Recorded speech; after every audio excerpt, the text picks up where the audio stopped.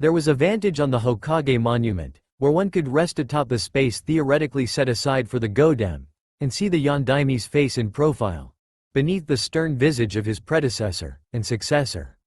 In line with them was the academy, and past that eventually the wall.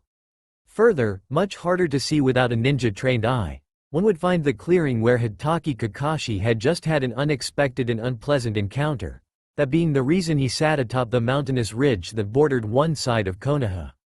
He sighed moodily at the Yondaime's face in profile.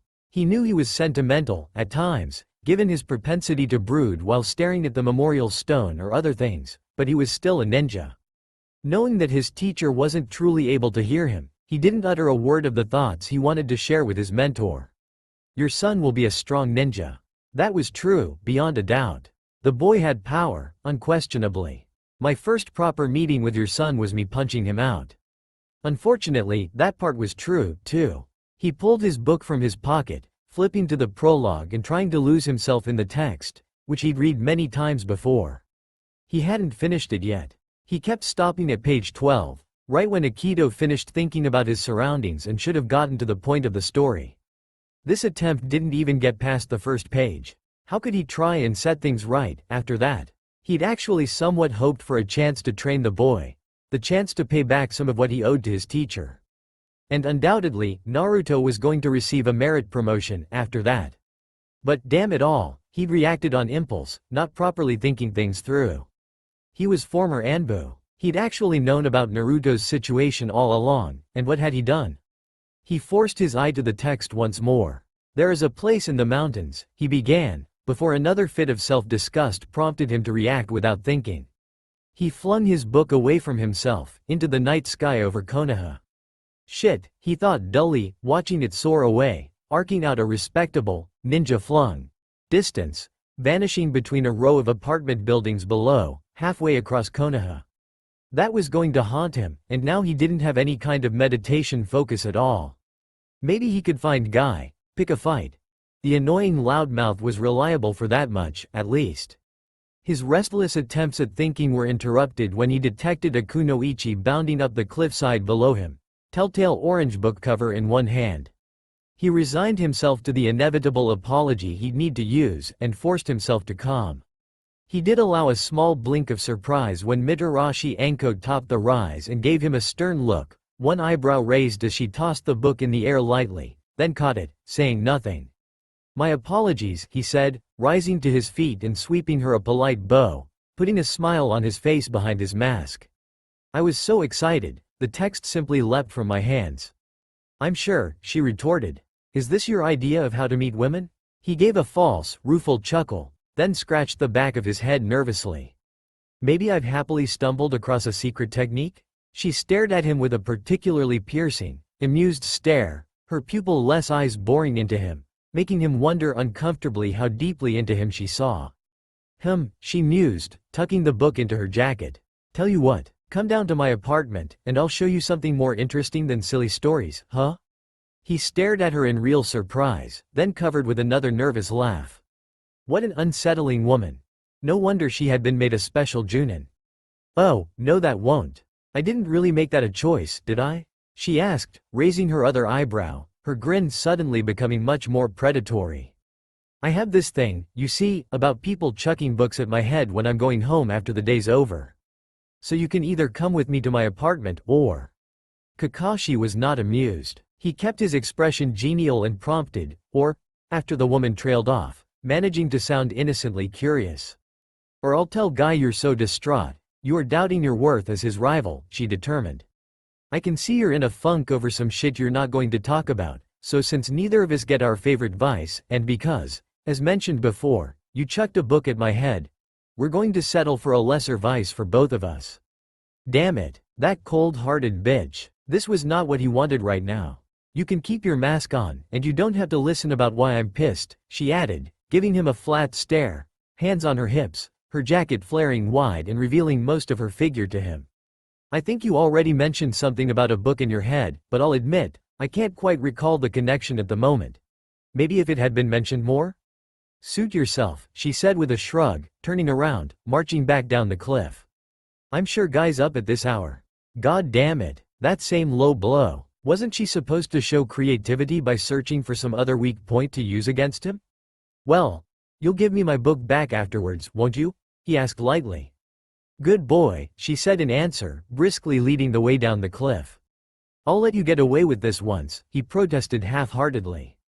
If you throwing books at my head becomes a regular occurrence, I'll stick you like a pig and suck you dry, she said so absently, Kakashi wondered if she even realized she'd said it. God damn it. Shikamaru liked sitting near the front of the class, since it automatically suggested that he was eager to learn and likely an apt student. His true hope was that it would mean he would be assumed to be knowledgeable and capable, and thus be overlooked when the teacher called someone out. If he could just sort of coast by until he'd had a fair number of C rank, or maybe even B rank missions under his belt, then he'd be fine. Until then, he knew that the vast majority of what he had to look forward to once he was assigned his Junin and teammates, and given what his father said, he had no doubt over who his teammates were supposed to be, was busywork and protocol training. That's most of what D-ranked missions were about. Being taught how to go through the motions of checking in with the Hokage, following mission plans, demonstrating capability and teamwork. He just didn't want to deal with the playing part. Once it was time to be a ninja, he was ready. But in the training, doing good enough was all that was required. He didn't have anything to prove, really, and that suited him just fine. After considering the graduating roster, he did wonder about the odd man out they were going to run into, though. Teams usually were in groups of 3 students. Since his own teammates were set, and to the best of Shikamaru's knowledge, there was only one Junin in Konoha who had a Sharingan, there was really only a question of where everyone else would go.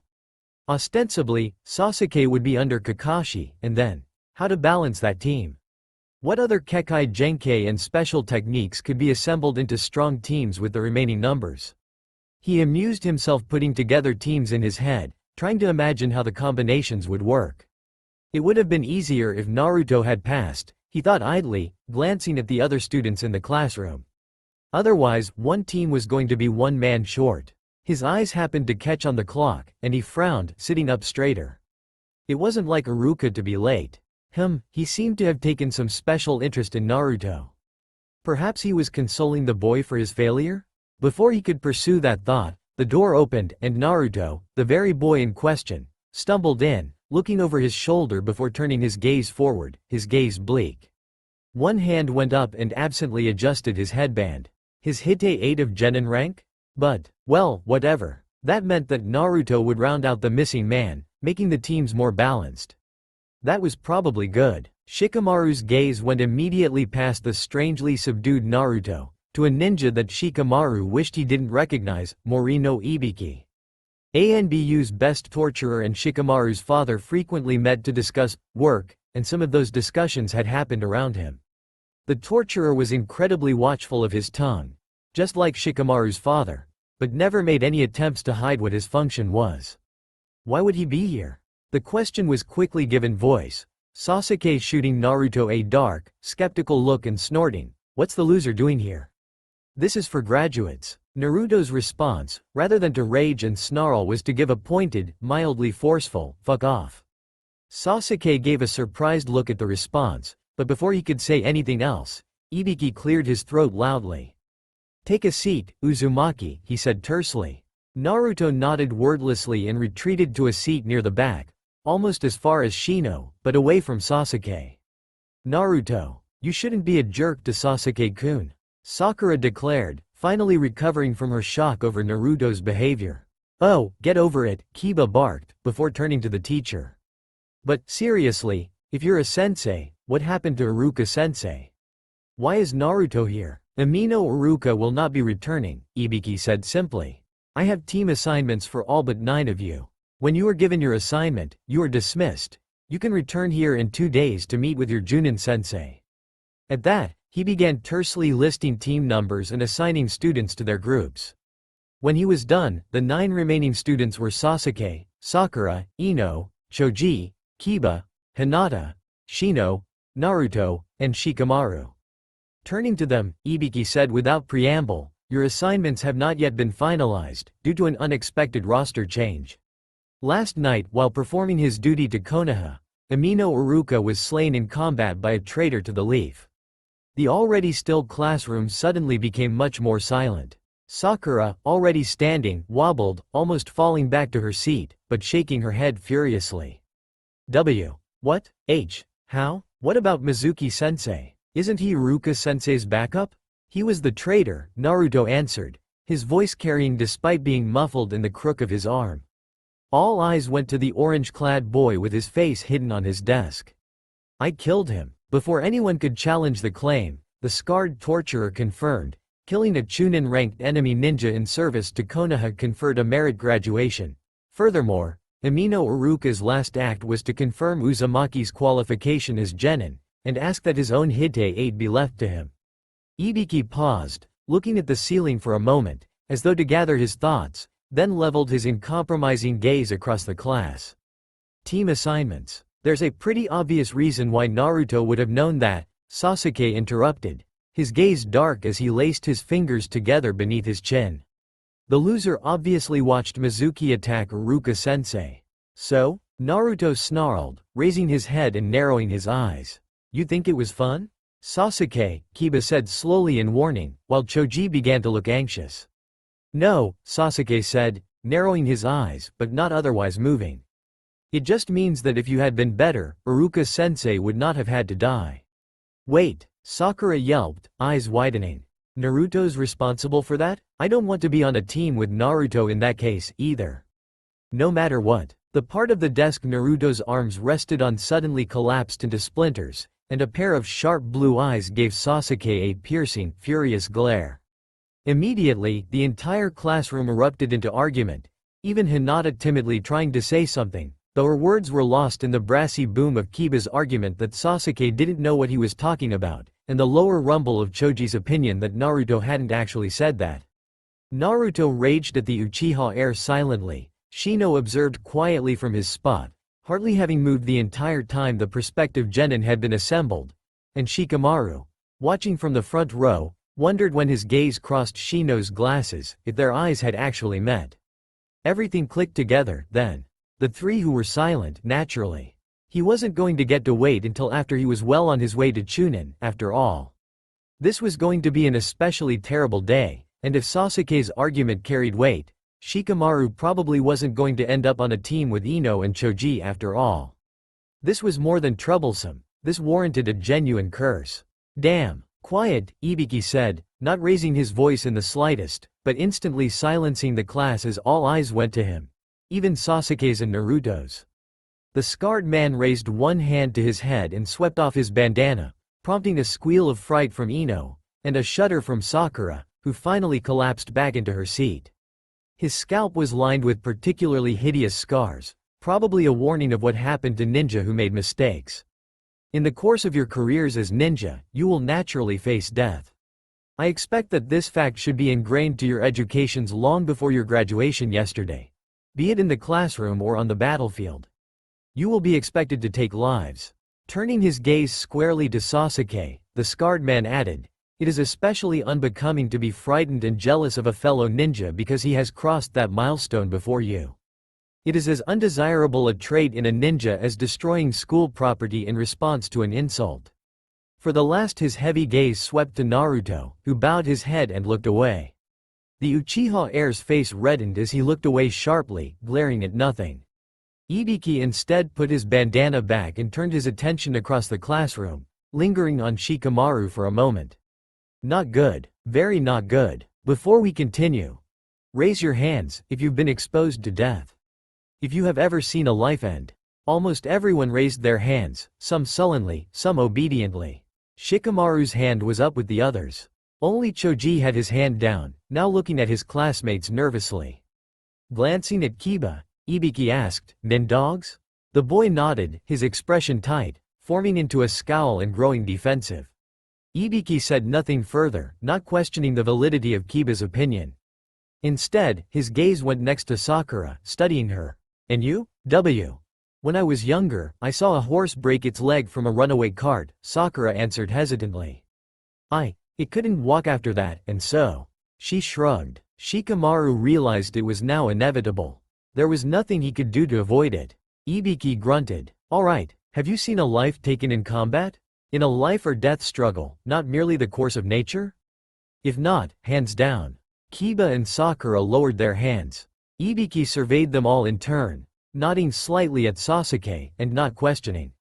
His gaze lingered on Ino for a moment, and he raised one eyebrow a very slightly distance.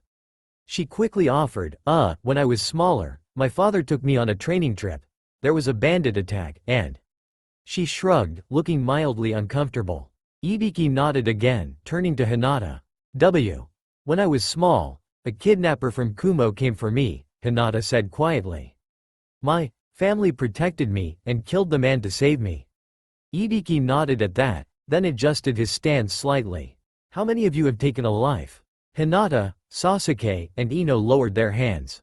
God damn, this was going to be a terrible day. Well, Kiba said quietly, looking between Shino, Naruto, and Shikamaru. The three with their hands raised. You three should make a fine assassination team, then. And there it was. So much for taking it easy and kicking back. I'd say it myself, but Naruto already did it so well, Shikamaru said in a quiet drawl, before the orange-clad boy could do something in response. So, Kiba? That thing that he told Sasuke to do?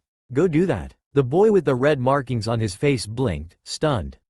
Well, fine, then. He hadn't really wanted to do this, but what did it matter?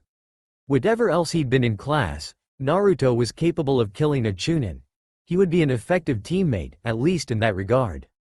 With Shikamaru's own ability to lock things down, and Shino for scouting and various utility functions. Yeah, he didn't need anything to do with the rest of the class.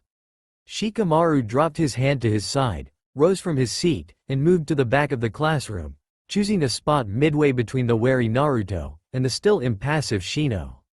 The other two who had taken lives. Ibiki seemed completely unimpressed. What you should take away from this is that if you intend to be ninja, at some point in your careers, when I ask that question, all of your hands should be raised. If you are not prepared for that, you are not prepared to be ninja.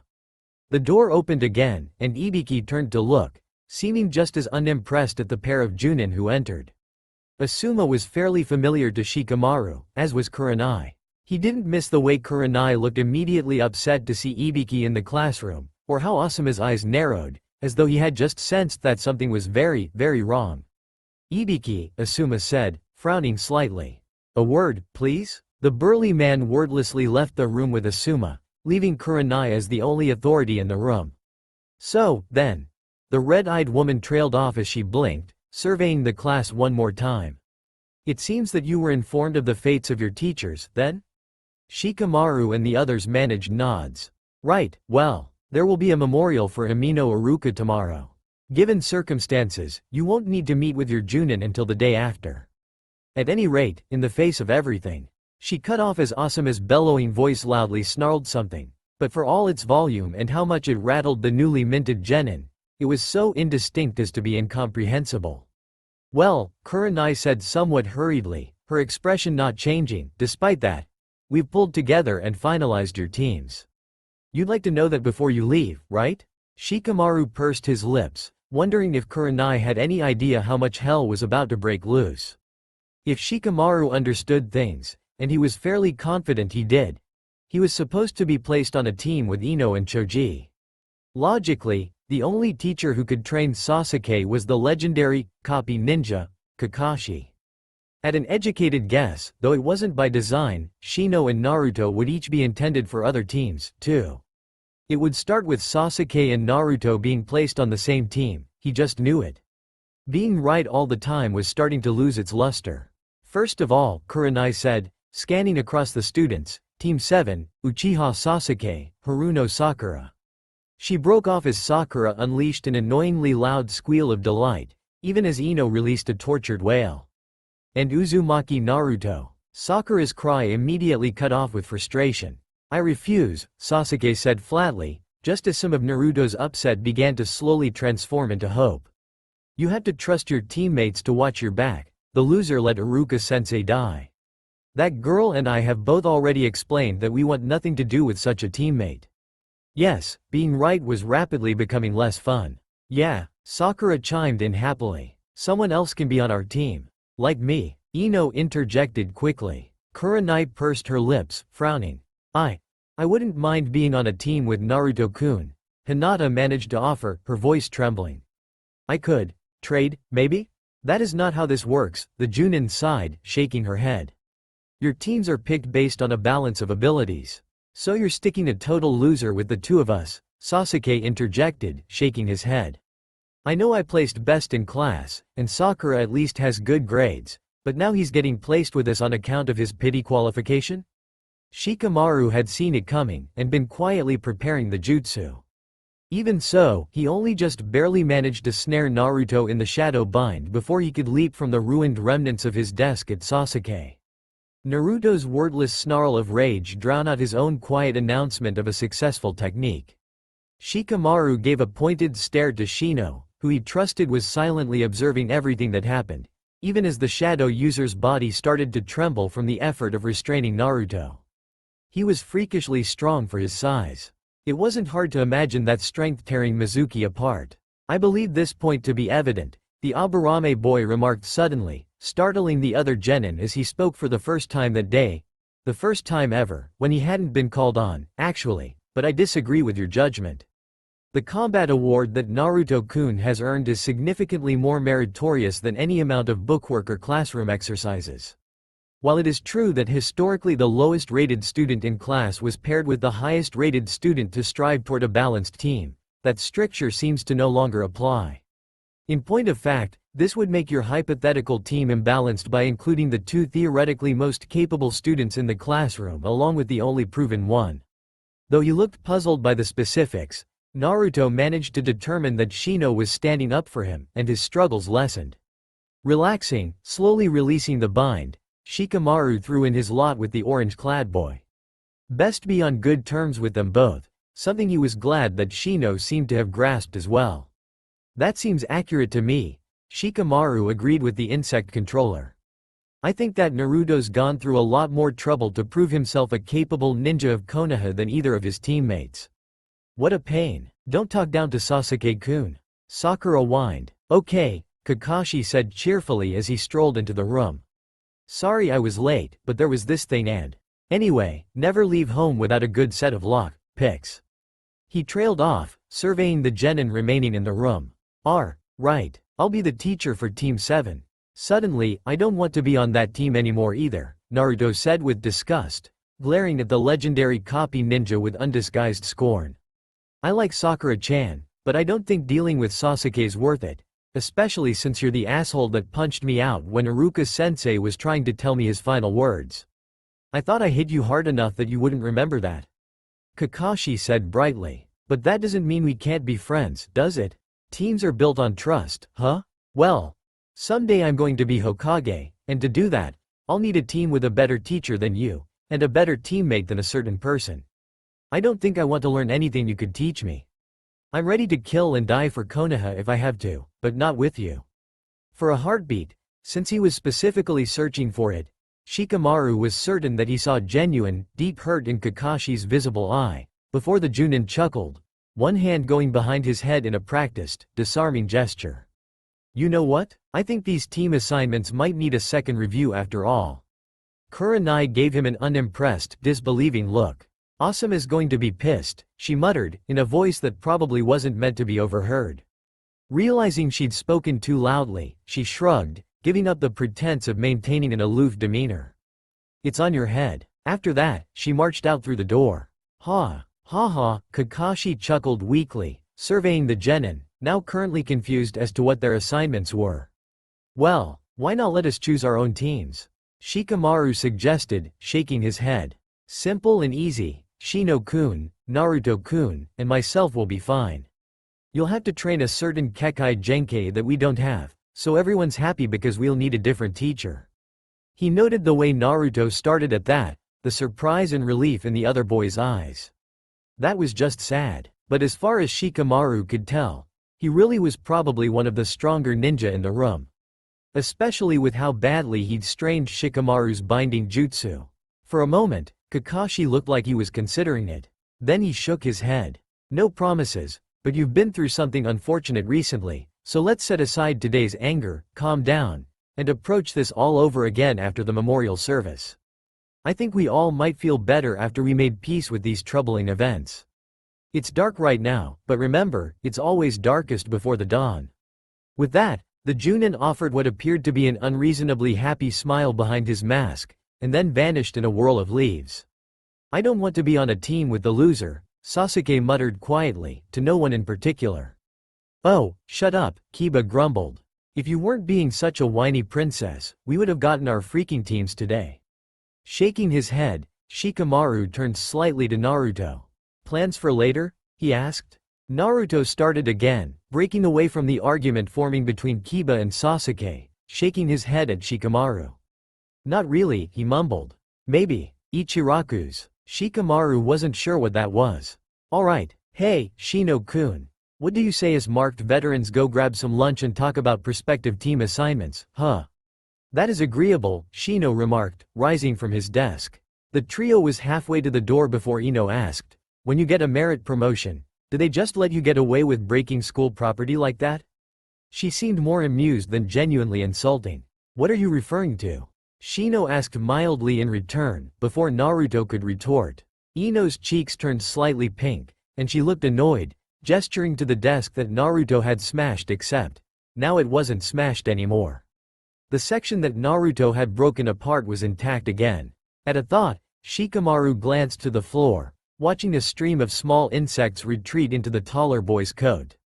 A twitch of his fingers caused Shikamaru's shadow to stretch out and cover the insects, but he didn't bother binding them, simply amused by how easily they disappeared in the slightest bit of shadow. Well, then again, they were ninja bugs. Shino adjusted his glasses slightly. Shikamaru suspected it was to conceal a self-satisfied smirk. But then, if he had the skills to reassemble a desk in a room with 8 other genin, and not one of them noticed it, he'd probably smirk like that, too. What the hell? They might make a fine team after all. Hopefully, he could be right about that, too. Kakashi really wished he had managed to turn Enko down. In the end, he was a coward, running from what he should have dealt with a long time ago. For all of his complaints, for a very brief period, he had managed to truly clear his mind. He was able to share in something that, it wasn't perfect, and it didn't really shine, but it had been nice, and afterwards, for all of her attitude, she was quiet and thoughtful, and soft, and she smelled like flowers and soap, and, well, he'd overslept. And, evidently, when no one could find him at his usual haunts, or his home, no one thought to check Anko's apartment. Probably because, as he reminded himself once again, he shouldn't even have been there. Net result, since the Hokage was busy attending all of the paperwork surrounding Mizuki and Iruka's deaths, it had somehow fallen to Ibiki of all people to talk to the children. There was a damn good reason Ibiki was kept out of the sight of Genin until Konoha was hosting a Chunin exam. And thanks to that, Kakashi's earnest mistake had now snowballed into a truly colossal fuck-up. He brought his attention back to the present, where the Sandame was staring at him with a particularly unimpressed look, his visage slowly creasing to show greater displeasure as he ruminated on what had resulted. After a long minute of thought, the Sandame leaned back into his chair and gave a few thoughtful puffs on his pipe. I want you to know, the Hokage said gravely, without preamble, that I hold you responsible for the damage done today. Last night, I can understand what a former Anbu agent's reaction is to seeing an academy student with a forbidden scroll and 2 dying Chunin. But this, Kakashi? He shook his head in disappointment that stung Kakashi almost as much as the silent times that he spent looking back on his failures. I don't know what to do to fix this, Kakashi admitted quietly. And I don't know if I can fail my teacher with regards to his son again. Some of the angry light in Sarutobi's eyes faded at that. You had better not, the Hokage said with surprising mildness. Work with Asuma and Kurenai. Those are 9 of the most promising genin we have. The 9 we expect will actually complete qualification. It's your responsibility to find some way to get them working together. We will discuss this again after the memorial service.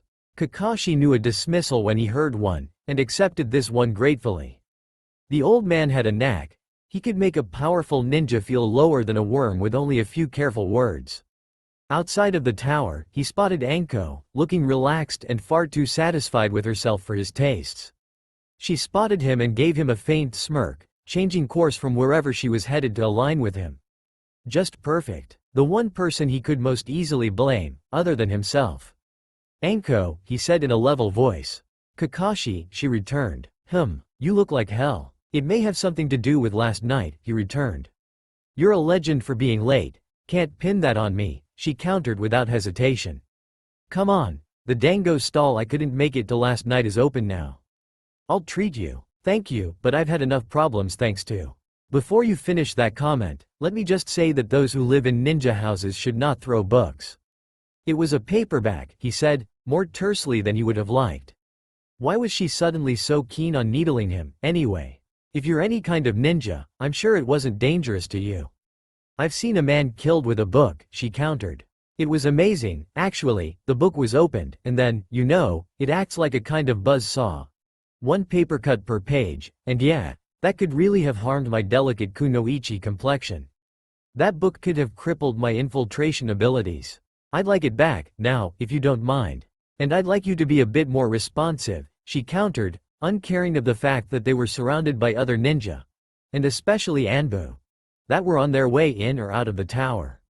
We don't always get what we want without a little blackmail and arm twisting. We're going to get dango, then maybe you can tell me what precisely prompted your little soft-cover missile of hardcore death. He almost snorted at the absurd remark. He was starting to genuinely hate this woman. I can buy another copy of the book, he said with mild resignation. But you won't, because I'm pretty sure I can string you along until I actually finish reading it. Another day or two, at most. He shouldn't have been surprised, but he was. Fine, he decided tersely, gesturing her to lead the way. But I'm going to need some sort of binding promise you don't spread this around or try and use it against me. Pinky swear? She offered, grinning and holding one hand up, smallest finger extended. He just hoped she had as much of a migraine as he did, trying to sort everything out. Aburame Shino tried to follow the precepts of his clan in his pursuit of becoming a successful ninja.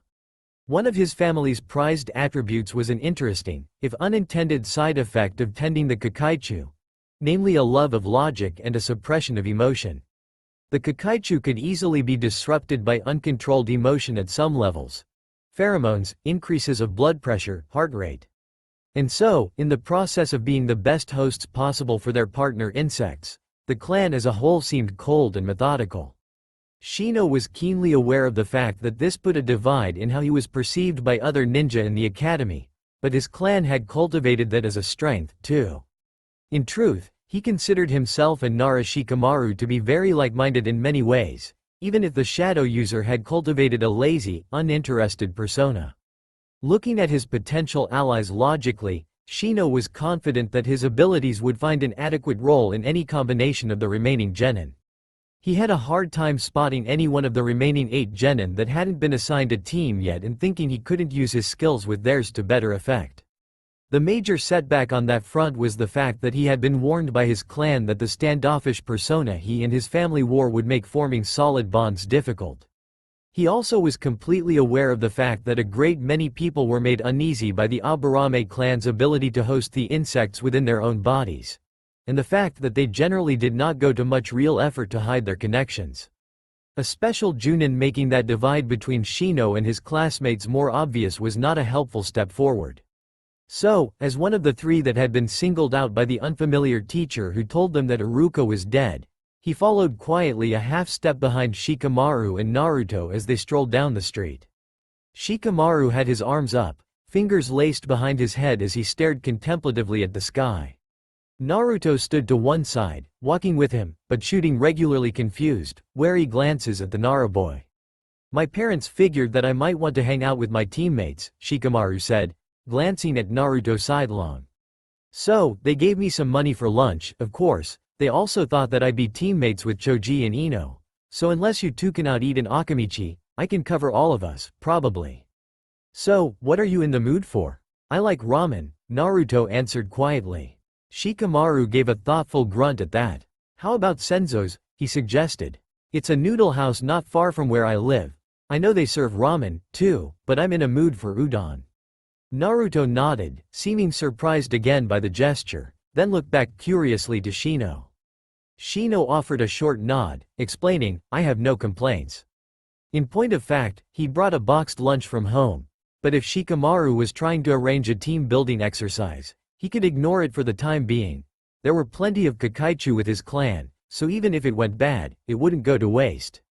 I think that must be Shino's way of saying he doesn't like udon or ramen, but noodles are still okay. Unused to opinions being assigned to him when he offered few of his own, he answered, I prefer yakisoba. See? Shikamaru asked, dropping his hands and offering a wry grin, shrugging at Naruto.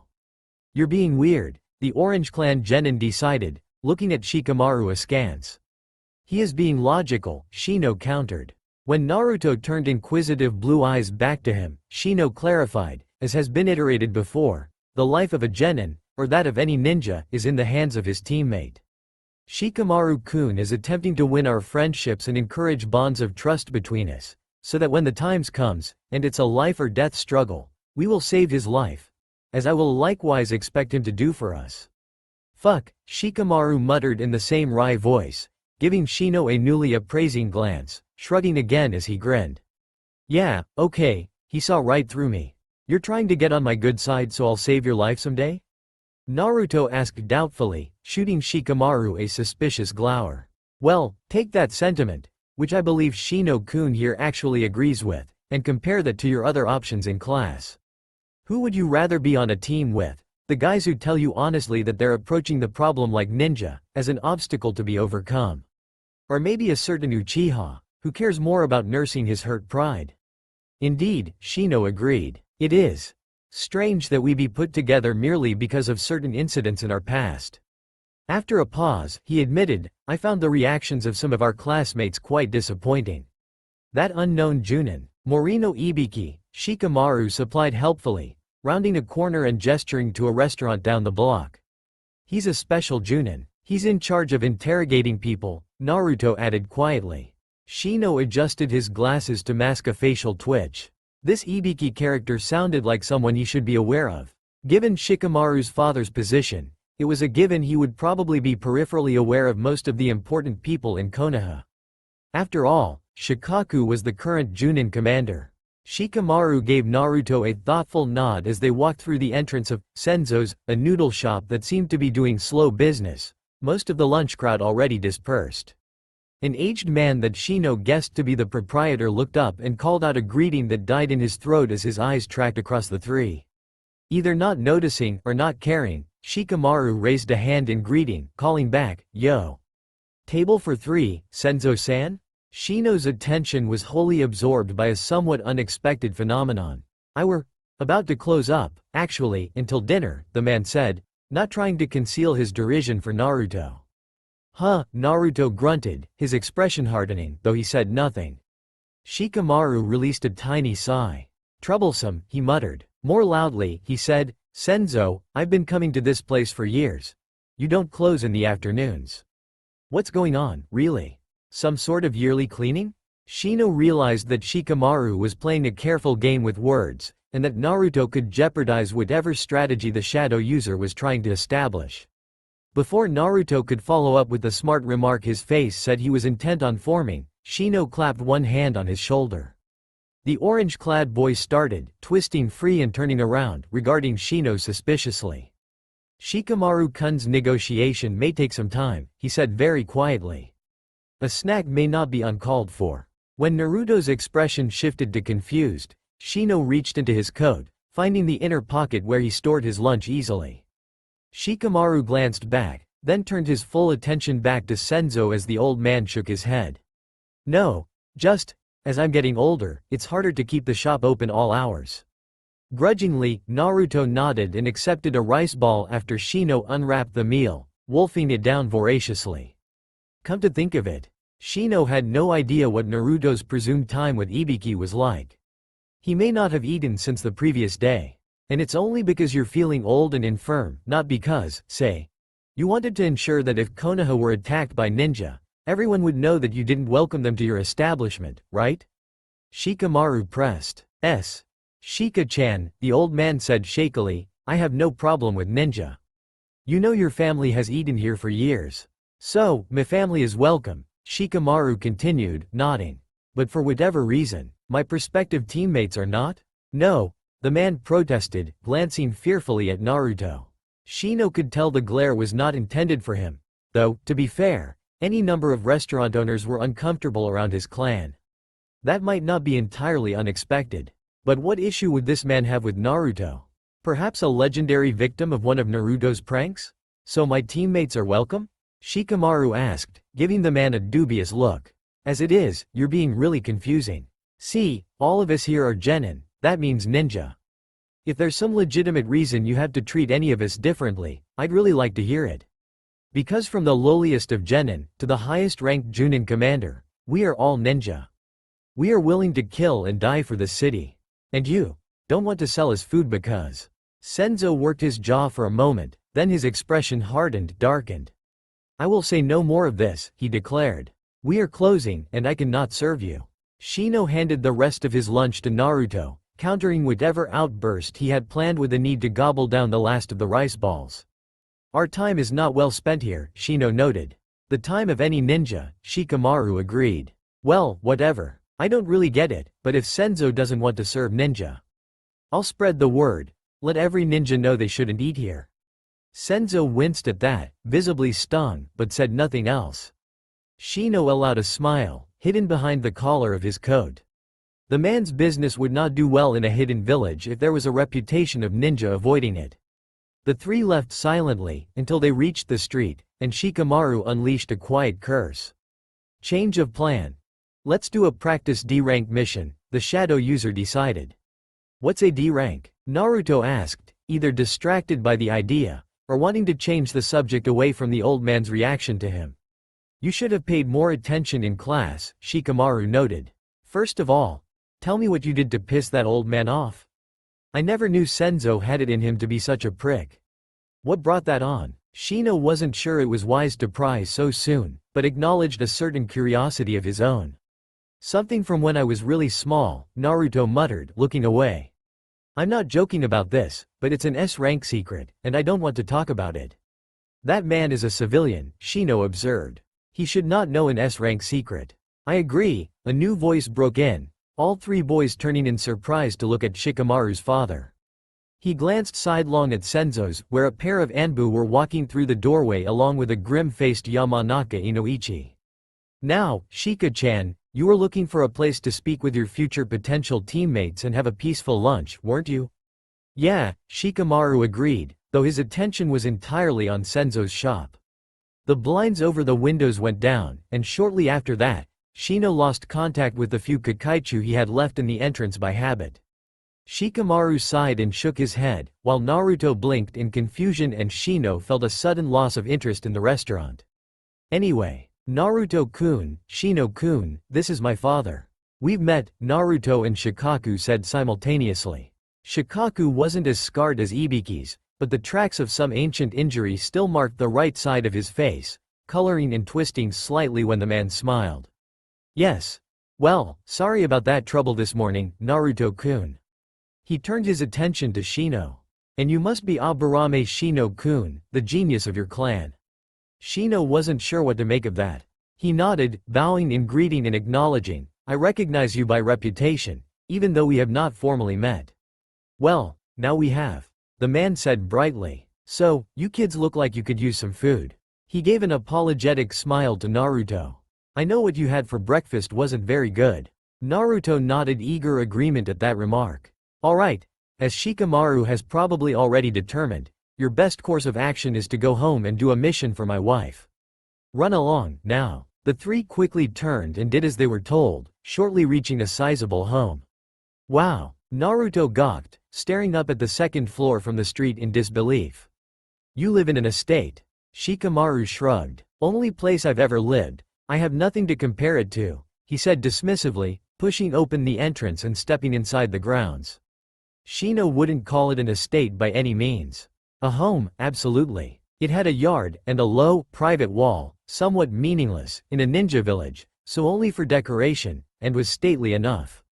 But it was smaller by far than the Aburame clan holdings, and those were nothing compared to an established clan estate, like that of the Hyuga or Uchiha. It is very nice, he offered. Shikamaru grunted, stopping at the doorway to the house as it opened, and a somewhat annoyed-looking woman. Though, Shino could recognize many of Shikamaru's features in her. peered out, sending the most dire parts of her gaze over their shoulders before settling on Shikamaru. He saluted smartly, announcing, "Team Possible, reporting for assignment." "Here's your mission," she answered, handing him a tightly rolled scroll and a small stack of ryo. "I want receipts." "Got it," Shikamaru replied, taking both items and turning on one heel.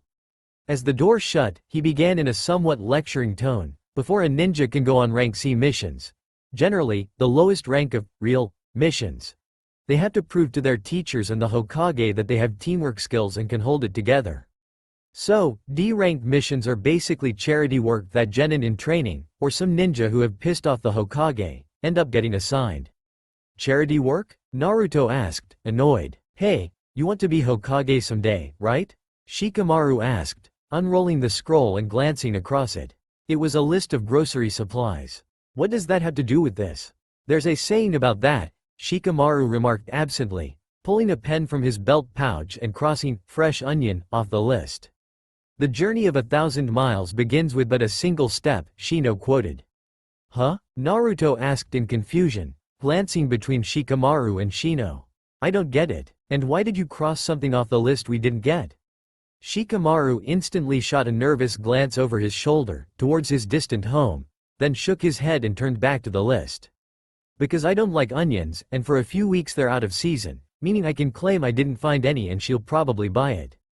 And in other words, if you wish to become Hokage, you must become many other things, as well," Shino added. "Your first step on this journey is to rise from the academy to the rank of genin, which you have almost accomplished. Now you must prove your candidacy and become a certified genin." "What do you mean, certified?" Naruto wondered. "We're genin, aren't we?" "I think in your case, you might be, thanks to the merit thing," Shikamaru acknowledged. "The rest of us, well, out of the 27 students that graduated yesterday, in the end, only 9 will be allowed to retain genin rank. The rest get sent back to the academy, or get passed on to non-specialist roles. Or, I suppose, 8, as it works out. In any case, Konoha tradition is to only accept the 1/3 of all students that are judged most capable. The others are given roles as non-specialists, typically. It doesn't get tossed around much, because they like to make it sound like only the best of the best become ninja at all, but there is another tier of less remarkable ninja to make up our numbers." On another limb, Shino noted, "If your merit promotion does not guarantee you genin status, then your first goal should be to guarantee your rank. In this way, you will progress on and eventually become capable of attaining Chunin ranking, and then perhaps a special Junin, or simply straight on to Junin. From there, though hard work and dedication, perhaps you will achieve your goal." Naruto gave him a very strange look at that. "You're not saying that I can't be Hokage?" he asked quietly. Shino personally found the prospect highly doubtful. But then, he'd also never expected that Naruto would be capable of killing a Chunin, one of their teachers, no less, when he turned out to be a traitor. "I do not know if you can," he answered honestly. "But it will take hard work and dedication, if it is to happen. As things stand now, I would truly expect that the only superior choice among our immediate peers is Shikamaru-kun." "Thanks, but no thanks," Shikamaru replied, rolling up the scroll and turning towards a small market district. "I'm already doing more than I'd like to, trying to pull us into a team." "Think about it. Even more responsibility?" he snorted. "So, yeah, you're going to have to really work at it, Naruto, since I don't want the job." Naruto was even more taken aback by that, leaving all three in silence until they finished shopping. While Naruto had originally held high hopes for making the rank of genin, things had taken an unexpected turn after Mizuki's betrayal came to light. He didn't relish reliving that evening, but he guessed his teammates were going to ask. Really, given how sensible the two of them were, he felt he had to at least try and match that seeming maturity.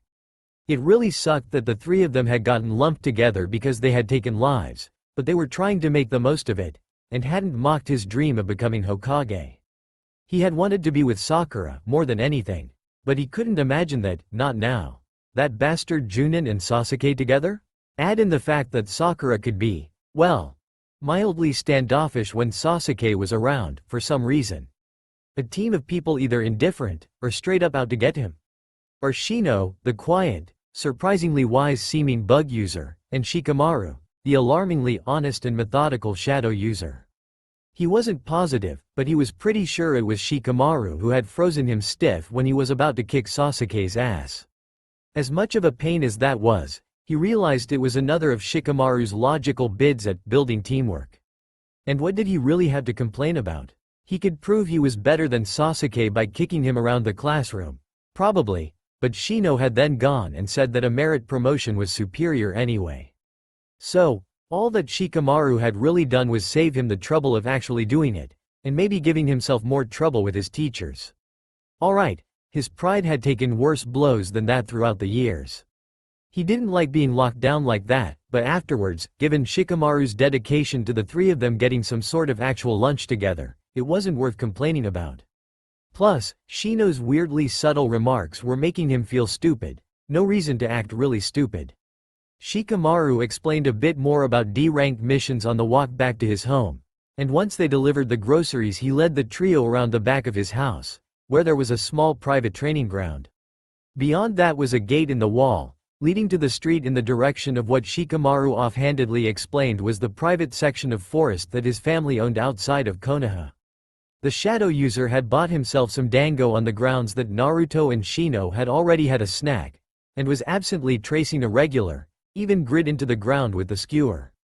The stern woman that Naruto still hadn't been properly introduced to seemed to be Shikamaru's mother, and had raised an eyebrow at Shikamaru's claim that there was no fresh onion. Other than that, the three were left alone while she prepared a meal of some sort. Normally, he would have been more curious about the magical process that transformed the mundane ingredients they had collected into food. As it was, he expected that the other boys were about to break their silence and ask him to tell his story. Well, he could do that, he supposed. Let's get to know one another a little better, Shikamaru suggested suddenly, done marking off his grid.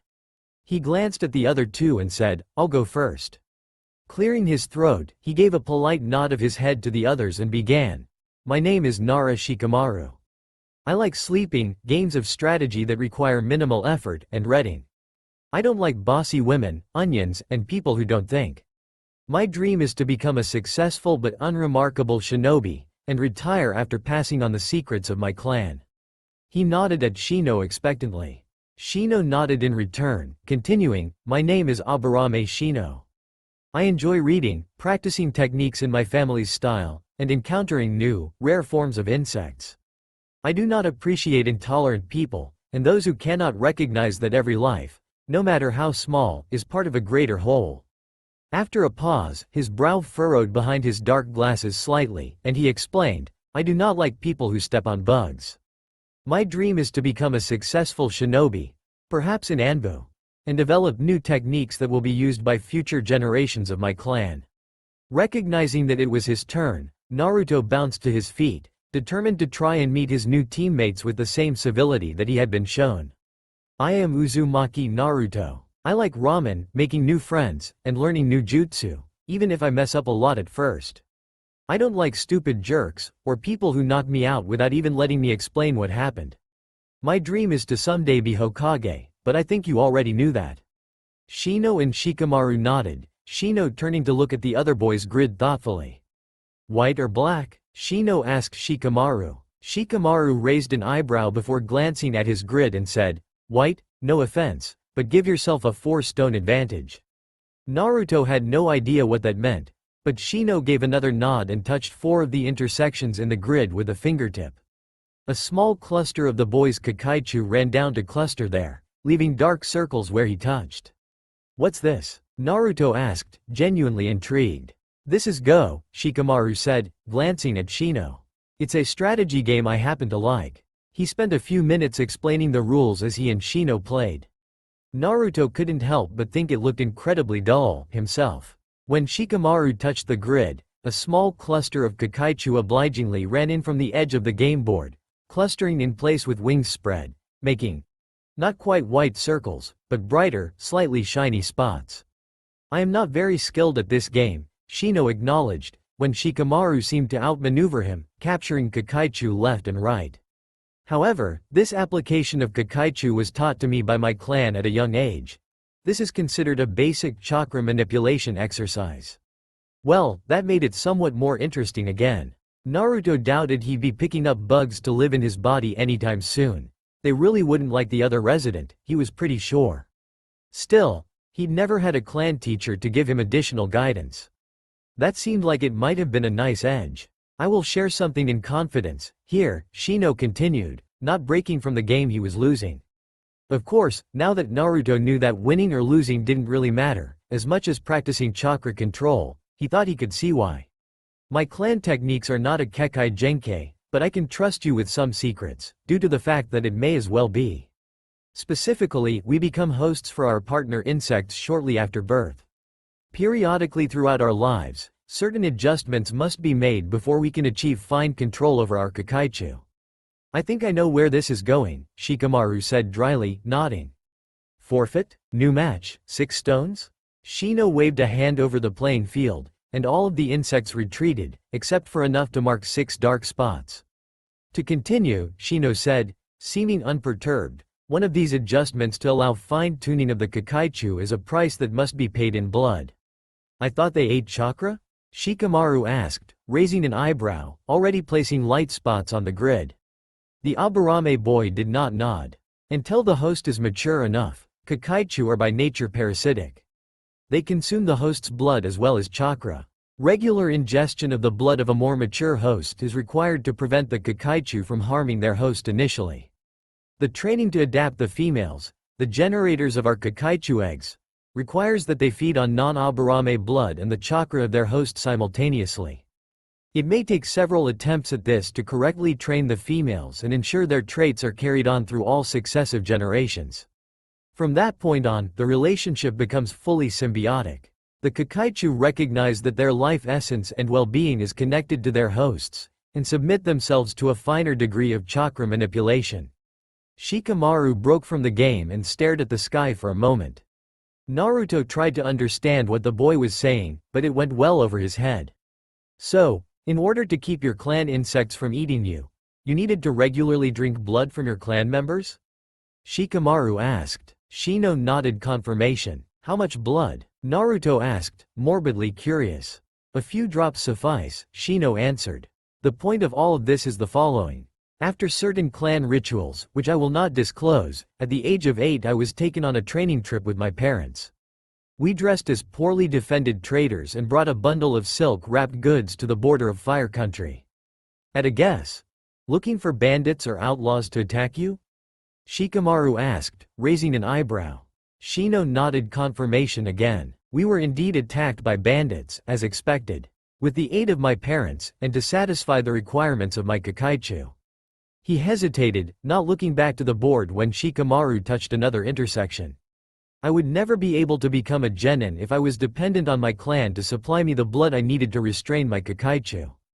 It is in fact likely that I would become a liability to the village at large should they become uncontrolled. So, from a logical standpoint, I know why it was done. And it would seem that the life of a bandit is the smallest thing, and if not truly in self-defense, we are, after all, ninja. But it is no small thing to take a life.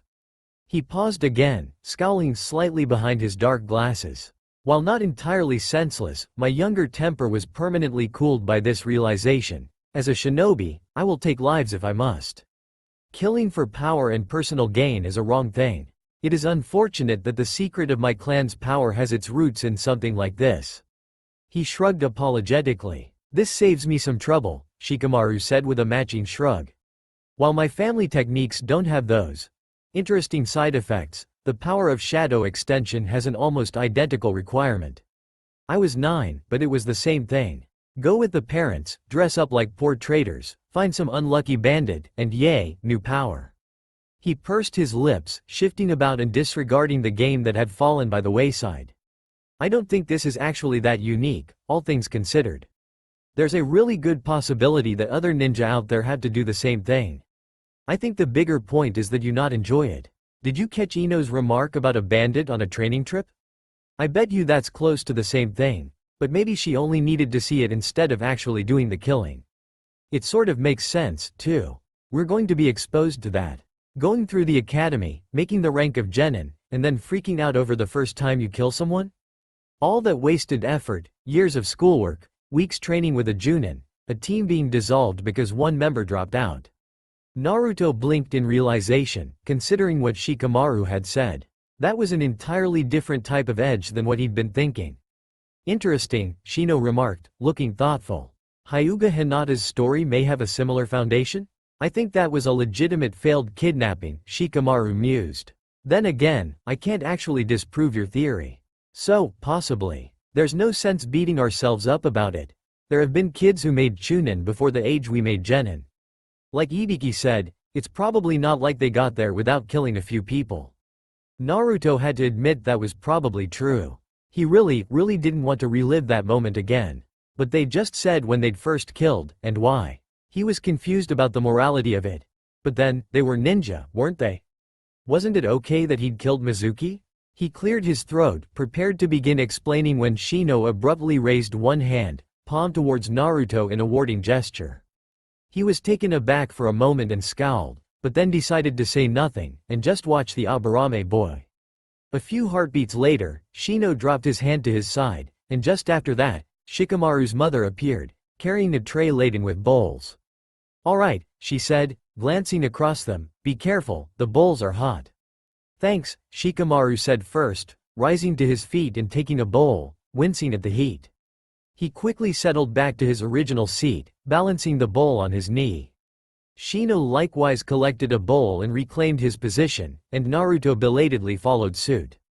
Somehow, Naruto realized, toughing out the heat and savoring the aroma, Shino had known she was coming, even though he hadn't heard a thing.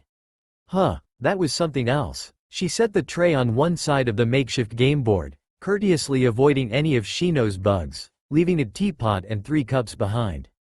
"You enjoy your food, oh, but while I'm thinking about it, Naruto, do you have a formal uniform?"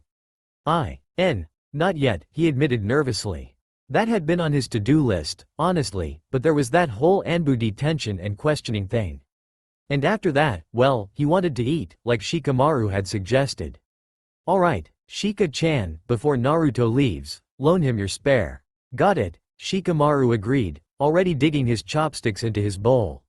Once the woman left, Naruto peered into it, salivating over the donburi before digging in himself. A few minutes later, after he'd managed to demolish the meal, he announced, "That was really good." "Yeah, at least she can cook," Shikamaru remarked between bites, not even halfway done with his. Naruto wondered if he'd think that way about his parents, if he had them. Shaking his head, he set his bowl near a wandering group of Shino's bugs, so they could help themselves to the dredges, the last bits of rice and sauce. Alright, so, after I failed the test yesterday, Mizuki told me to steal a scroll from the Hokage. Said it was a secret graduation test. I pulled it off. I stole the scroll from the Hokage, even though he tried to stop me. After I got away, since it was a forbidden art scroll, immediately tried to learn the first one, right? Shikamaru blinked, not looking away from Naruto. "Probably that's what I'd do," he admitted after a moment, nodding. Shino wordlessly continued to eat. Anyway, then, well, Mizuki hit Iruka-sensei with a shuriken, Iruka-sensei actually threw himself in the way to protect me. Then Mizuki said that the blade was poisoned, and I was going to die next, so. He gave an unsteady, shaky laugh. I used my new technique on him. Can you tell us about this technique? Shikamaru pressed, curious. Naruto nodded. I can't teach you. Your father actually explained it to me. It takes a ton of chakra, which is the main reason it's an A- rank technique. Supposedly, most genin or academy students that tried to use it would probably die from chakra exhaustion. It's called Taju Kage Bunshin no Jutsu. So, Shino remarked, pausing his meal for a moment, unable to use an E-rank technique. You instead mastered an A- rank version in one night? Naruto nodded, narrowing his eyes. Don't believe me? He challenged, hopping to his feet again. I do, actually, Shikamaru said, shaking his head in negation. They don't just hand out Hite 8. So, how's this different from a regular bunshin? Swallowing, and kind of wishing that Shikamaru had just picked a fight to relieve some tension, Naruto explained, the Kage Bunshin is solid. It can run around and do almost anything you can. If I get better at it, then it can even take a light hit or two before it disperses. But the important thing is, when a bunshin is dispersed, you receive all of that bunshin's experiences. But, see, I didn't. I didn't know that. I just realized I had a kunai, and then I created, 1437 bunshin. And I wanted them all to try and kill Mizuki because he had poisoned Iruka-sensei. And I thought, well, that would all be fine, because I wouldn't kill him, the bunshin would. Oh, but it hadn't worked out that way. So, each bunshin stabbed him once or twice before being dispersed. And I kind of got a bit overwhelmed, and wasn't really sure what was going on. I was just receiving every single bunshin's experience as it sunk the blade in, thinking, hey, I'm just a bunshin. I don't have a reason to feel bad about killing him, and anyway, Mizuki's really an asshole for trying to kill Iruka-sensei. He shrugged, grabbing a cup of tea and sipping at it. That sounds unpleasant, Shino allowed. Huh, yeah, but that's an A- rank technique for you. I can see why it was on a forbidden scroll. Still, that's amazing, that you were able to steal something from the Hokage, and learn that technique in a single night, Shikamaru remarked. Why? Yeah, Naruto agreed, managing a weak smile. I am pretty awesome. Anyway, after that, while Iruka-sensei was trying to tell me something, and the poison. He trailed off and offered a shrug. Then that bastard Junin, whatever his name is. Hitaki Kakashi, Shikamaru supplied. The legendary, copy ninja. Well, whoever he is, he punched me out the second he showed up, and I woke up in a detention cell with Ibiki, the Hokage, your father and some other guy, I forget. Anyway, they asked me all kinds of questions about what happened, though the Hokage kept telling me that I wasn't in trouble, they just wanted to hear my side of the story.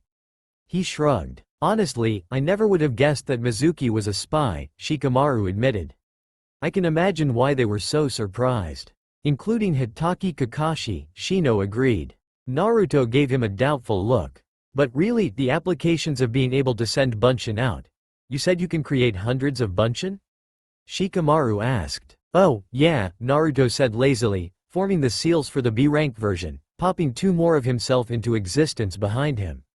They rose to their feet and moved to spar, mimicking blows instead of risking immediate dispersion. That's just the weaker version, since I don't really want to remember hundreds of me just standing around in the yard. Plus, they said not to overdo it, whatever that means. And that still takes a substantial amount of chakra? Shino asked. I was told that this version's Chunin level, Naruto acknowledged. Shikamaru nodded, musing, huh. So, here's a question. How long can you make them last? Naruto shrugged absently, while the sparring bunshin looked kind of curious. I'm not sure. Your father and the Hokage kind of explained it to me. It sounds like normally it can last up to half a day. Maybe up to a full day as long as it doesn't get hit, or disperse on its own to report back. They're autonomous? I don't know about that, but they can do things on their own. They're pretty much copies of me, except that they know they're copies. If I learn them, they can even produce jutsu. When you perform the technique, your chakra is even split between all of them. There was a brief, uncomfortable silence as Shino and Shikamaru both stared at Naruto. I think our team is unstoppable, if we play our cards right with that, Shikamaru noted. Think of the practical applications. Me, I'd probably end up with a dozen lazy bunshin just sitting around all day, but you? Wow, what's so awesome? One of the copies asked, before the other punched it, sending an annoying flood of memories, the entire record of its brief awareness back to Naruto. That was stupid, Naruto chided the remaining bunshin, which dispersed, replicating the previous surge. He grimaced sourly. I just called myself stupid. Alright, there's room for improvement, but the potential is there, Shikamaru said, shaking his head. With you learning that so quickly, and able to make bunshin. Think about it. You could send a bunshin to the library every day and have it read an entire book. At the end of the day, when it started to get hungry, poof, you remember everything it read right in time for dinner. I don't really like to read, Naruto complained. Work smarter, not harder, Shino advised. Huh? You could make 100 of your bunshin. Easy for you, you say, and have them practice taijutsu, Shikamaru suggested. You learn everything they do, right? You probably only get so much out of fighting yourself, Naruto said doubtfully.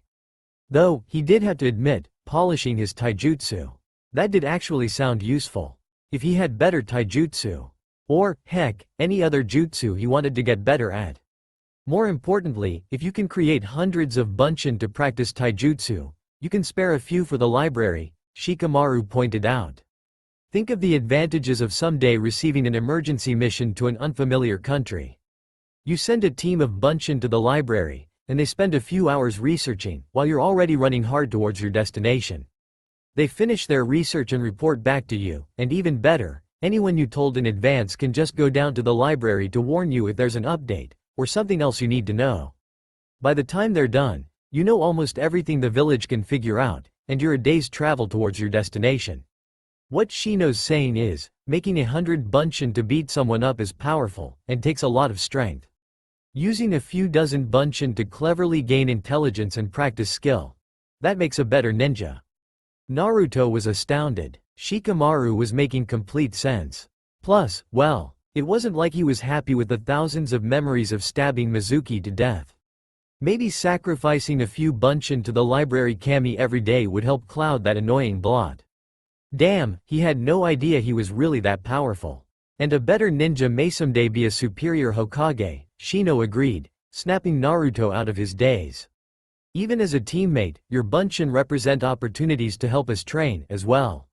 With dozens of bunshin participating in combat exercises, you will have a supreme potential for insight into the flaws in our taijutsu, as well as any poor errors in our strategy. You might theoretically even create small teams of bunshin to act as antagonists against us in training exercises.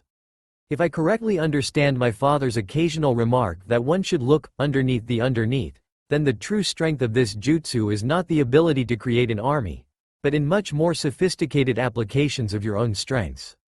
Naruto was utterly floored. He wasn't settling for being on a team with these people. They treated him like a teammate and an asset simultaneously. Like a real ninja, they looked like they expected the same from him. As much as it galled him to admit, Shino was right that Shikamaru would be the better leader among the group. At least for the moment. If he was taking those small steps the bug user was talking about, being just a plain genin before being a team captain, and then working up to chunin. Yeah, that was fine. Plus, if Shikamaru and Shino were going to come up with better uses for his bunshin than he had, he'd be an idiot not to listen to them. I think I'm going to like this team, Naruto decided. Shikamaru nodded, saluting with his teacup before finishing it off. Hoping that we actually get to be a team, he acknowledged. That, in addition to everything else, cast an aura of thoughtful quiet over the group. Naruto hummed to himself, seeming fairly cheerful, considering the earlier altercations, and the recent death of his sensei. He took a seat at his favorite stool, calling out, "Hey Tucci-san." "Hello." The old man behind the counter replied cheerfully. "How are you doing today, Naruto-kun?" "I think I'm doing all right," he allowed, nodding. "Say, can I get a beef ramen, and, a shrimp one, too?" "Coming right up." The proprietor agreed, swiftly setting the noodles to boil and preparing the other ingredients. "So, I hear that graduation was recent, and I see a hite-8 on your head, is that right?" "Why? Yeah, kinda," the boy admitted, staring at the counter. Could I get some tea?" "Sure thing." Swiftly, the tea was served by the younger-looking girl at the cook's side. Ayame-chan's voice is lost at the moment, the cook noted apologetically. She gave an apologetic smile and touched her throat before shrugging. Naruto sipped at the drink thoughtfully, then said, "I hope you feel better soon, Ayame-ne." Her smile brightened and she gave a tiny nod. "Well, how about your graduation, then?" the cook pressed. "I did something to get they call it a merit promotion, I guess. I kinda, failed the actual test, but they decided I was good enough to be a genin anyway, because I learned a really awesome secret technique. So, yeah, I kinda made it." "Well, that's still amazing," the man said. "Tell you what, anything you want is on the house tonight in recognition of your success. It must be great being acknowledged as a part of Konoha, eh?" Naruto nodded, surprised at the conviction in the man's voice. That's pretty cool, Tucci-san. In that case, double my order." "Ah, you're going to make me regret that offer, aren't you?" he teased. "But, alright, that sounds pretty great. Why don't you look a bit more cheerful?" Last night, Iruka-sensei was killed," Naruto said, quietly, just as the man set a pair of bowls before him. "No," the cook groaned. "Iruka-san? That's terrible. Well, I can see why you'd be a bit down, but even in troubled times, keep your appetite up. You're a. What's it, genin now, right? You're going to need your energy for what's coming. You're right, Naruto agreed, eating his ramen slowly. Thanks, Tucci-san. This is great, as always. I'm glad you're enjoying it, then, the vendor agreed, before shaking his head and sighing morosely. Poor Iruka-san. There's going to be a memorial, right? Naruto nodded. If citizens are welcome, I'd like to be there. Tilting his face upwards, the man heaved another sigh, shaking his head again. What a pity. That's one of the risks of being a ninja, though, Naruto said quietly. Hokage-sama and a bunch of other guys ended up talking to me about it a whole lot earlier this morning. I had to report what happened, and everything. They told me that Iruka-sensei's last request was that I be the best ninja I could be, because he believed I was. He trailed off and his voice cracked, only halfway through his first bowl of ramen.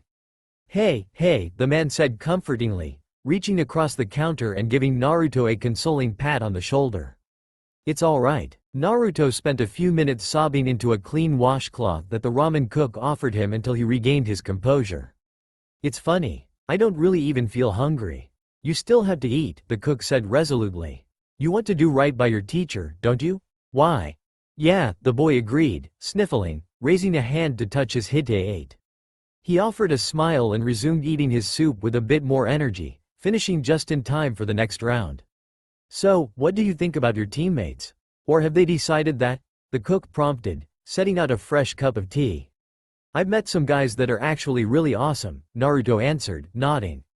I might get stuck with a loser I really don't want to share a team with, but Shino-kun and Shikamaru-kun. I think we'd make a great team. I really hope that I get put with them, anyway. There's a ray of sunshine in all of this, the cook agreed, smiling softly. Now, tell me about your new friends, huh? Yeah, alright.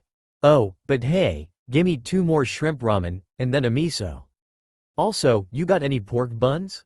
The cook chuckled, shaking his head but preparing the orders as Naruto rambled about meeting his new friends, occasionally trailing off into a thoughtful silence when he remembered his teacher.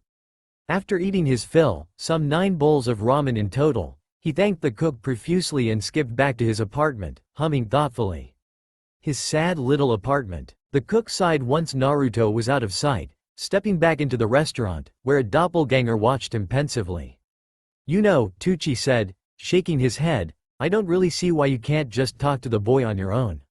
Dropping the henge, Kakashi reached for his wallet, quickly counting out a short stack of ryo. This should cover the damages, he noted. Again, please don't mention this. The girl that had stood silent by his side the entire time released her own henge, reverting into the form of Anko. The real Ayame shook her head at her father's side, looking at the ninja doubtfully. As for Kakashi and Anko, they were well clear of anyone else, on the rooftops, before she finally remarked, it's interesting to see that the Sharingan can be used to copy recipes and cooking styles, but really? What was that all about? You wanted to see for yourself, Kakashi answered with a shrug. At least Anko had behaved while infiltrating, but then, she was supposed to be an expert. And it wasn't like Ayame wasn't grudgingly agreeable to the idea. Once Anko had explained that they were actually trying to look out for Naruto and examine his stability after the encounter with Iruka and Mizuki. She'd given the special Junin some tips on emulating her, at the end. I guess that's true, she agreed, somewhat mollified. Gotta admit, this looks like a pretty crummy situation. It's nice that we got to do a little breaking and entering, and it's cute that you replaced his expired milk with something fresher. But that's not really going to fix this. Do you have a line on some kind of solution? He sighed, looking up towards the sky. How is my book, anyway? He asked. I won't spoil it for you, but chapter 16 was steamy, she acknowledged, grinning. Just 12 more chapters to go. Anyway, what's the problem, then? Kid seems to have come across a team he'd like. Why not give them a shot? There's this thing where he wants nothing to do with me, Kakashi remarked irritably. In my defense, I came across a boy who had stolen a forbidden scroll, the mutilated remains of Mizuki, and the dying form of Iruka, knocking him out while he was shaking in terror and confusion. Well, it seemed like a good idea. You know, at the time. Nice, Anko said, rolling her eyes. Alright, what about the other kids? What kind of sensible teams can you put together? Well, After a subdued day to assemble and conduct the memorial service commemorating the loss of a loyal Konoha shinobi, Sarutobi Hiruzen returned to his office and allowed himself a few pained moments of solitude to reflect on the service. His focus throughout the speech was on the unity of Konoha, and what a loss Iruka's death represented. Truly, a ninja might be expected to lose their life at any time. But Chunin instructor was considered among the most safe roles a ninja could perform. Realistically, medical nin were exposed to more danger than any instructor should have been. Perhaps that was what had allowed a traitor such as Mizuki to be placed where he was. But the memorial was over, and he had reconvened a small group of Junin to deal with another pressing issue. The aftermath of Iruka's death, more than the service. Along with Kakashi, the current target of most of his ire were Kurenai and Asuma. Somewhat less expected was the presence of Anko. While Sarutobi wasn't entirely clear on the circumstances, it seemed that Kakashi held her partially responsible for some difficulties. After checking his crystal ball for a moment, ensuring that they weren't being spied upon, the Hokage sighed, leaning back in his chair and closing his eyes. "Before we begin, I am curious at Anko's involvement here," he said quietly. "Have you tried to keep her out of something she's decided she's going to be interested in?" Kakashi asked dully. Anko snorted in amusement. "Yes," the Hokage agreed, opening his eyes and shooting the woman an unamused stare. "But I expect compliance in this issue." "Anko, why are you here?" She scowled slightly, but then behaved as a kunoichi should, nodding to Sarutobi in deference. "Hokage-sama, after the search for Naruto was called off, the night that Iruka was killed, circumstances caused my path to cross with Kakashi's. From there, I was curious about his circumstances, and have probably been prying more than I should. However, I was never at any point told that I was attempting to acquire any secrets I should not have access to. Or even, really, to stop. I think Kakashi likes being hounded." The copy ninja's emotions were difficult to read, but Sarutobi picked up on the irritation and mild horror that Kakashi didn't show anyway. Snorting, Sarutobi allowed a grudging nod. "I see." Kurenai pursed her lips silently, looking between the two thoughtfully. Asuma actually snorted, turning his attention to rolling a cigarette and then lighting it with a flick of his fingertips. "And on that note, while I don't know everything that's going on, I have been watching the major players," Anko added. "As I understand it, this is basically something that fouled up determining who will be this year's Rookie 9, right? The most promising group all got into some drama over some childish bullshit? Not being a full Junin or placed in a teaching role, you won't understand that while childish, these outlooks are still legitimate to our genin," Kurenai warned. "It would be easier if we could simply tell children that it is time to be an adult, but that growth process is rarely complete before graduating the academy." Anko ignored the jibe at her lesser rank and shrugged. "You three need to figure out which students you get, right?" "Well, you were watching your potentials throughout the memorial?" "Yes," Asuma agreed, frowning. "Shikamaru, Naruto, and Shino were all together. Unless I miss my guess, Naruto was actually borrowing Shikamaru's spare formal wear for the service. Looked a bit loose on him." Hyuga Hinata spent her time more concerned about Naruto's well-being than the loss of her teacher. Though both obviously shook her, Kurenai noted, frowning. Ino seemed probably the most stable of anyone, somewhat shaken from her normal pursuit of Sasuke. Sakura is convinced that whatever else happens, she's going to be placed on a team with him. She also regrets the loss of her teacher, but both of them are more concerned with their romantic futures at the moment. At that age, most girls and many boys are more interested in romance than ninjutsu, Kakashi noted with a shrug. Kurenai and Anko both shot Kakashi skeptical looks, and Sarutobi waved a hand to head off the argument he could see brewing. "Your point being?" he prompted the copy ninja. "Ah, of course," Kakashi acknowledged the subtle reprimand, sighing. "Kiba seemed alright. Fell back on his family for support. He hasn't much been paying attention to most of the other students, in comparison to his teacher. He, Choji, Shikamaru, and Naruto were the lowest scoring members of the 9, so he's likely to prefer being with one of his old friends.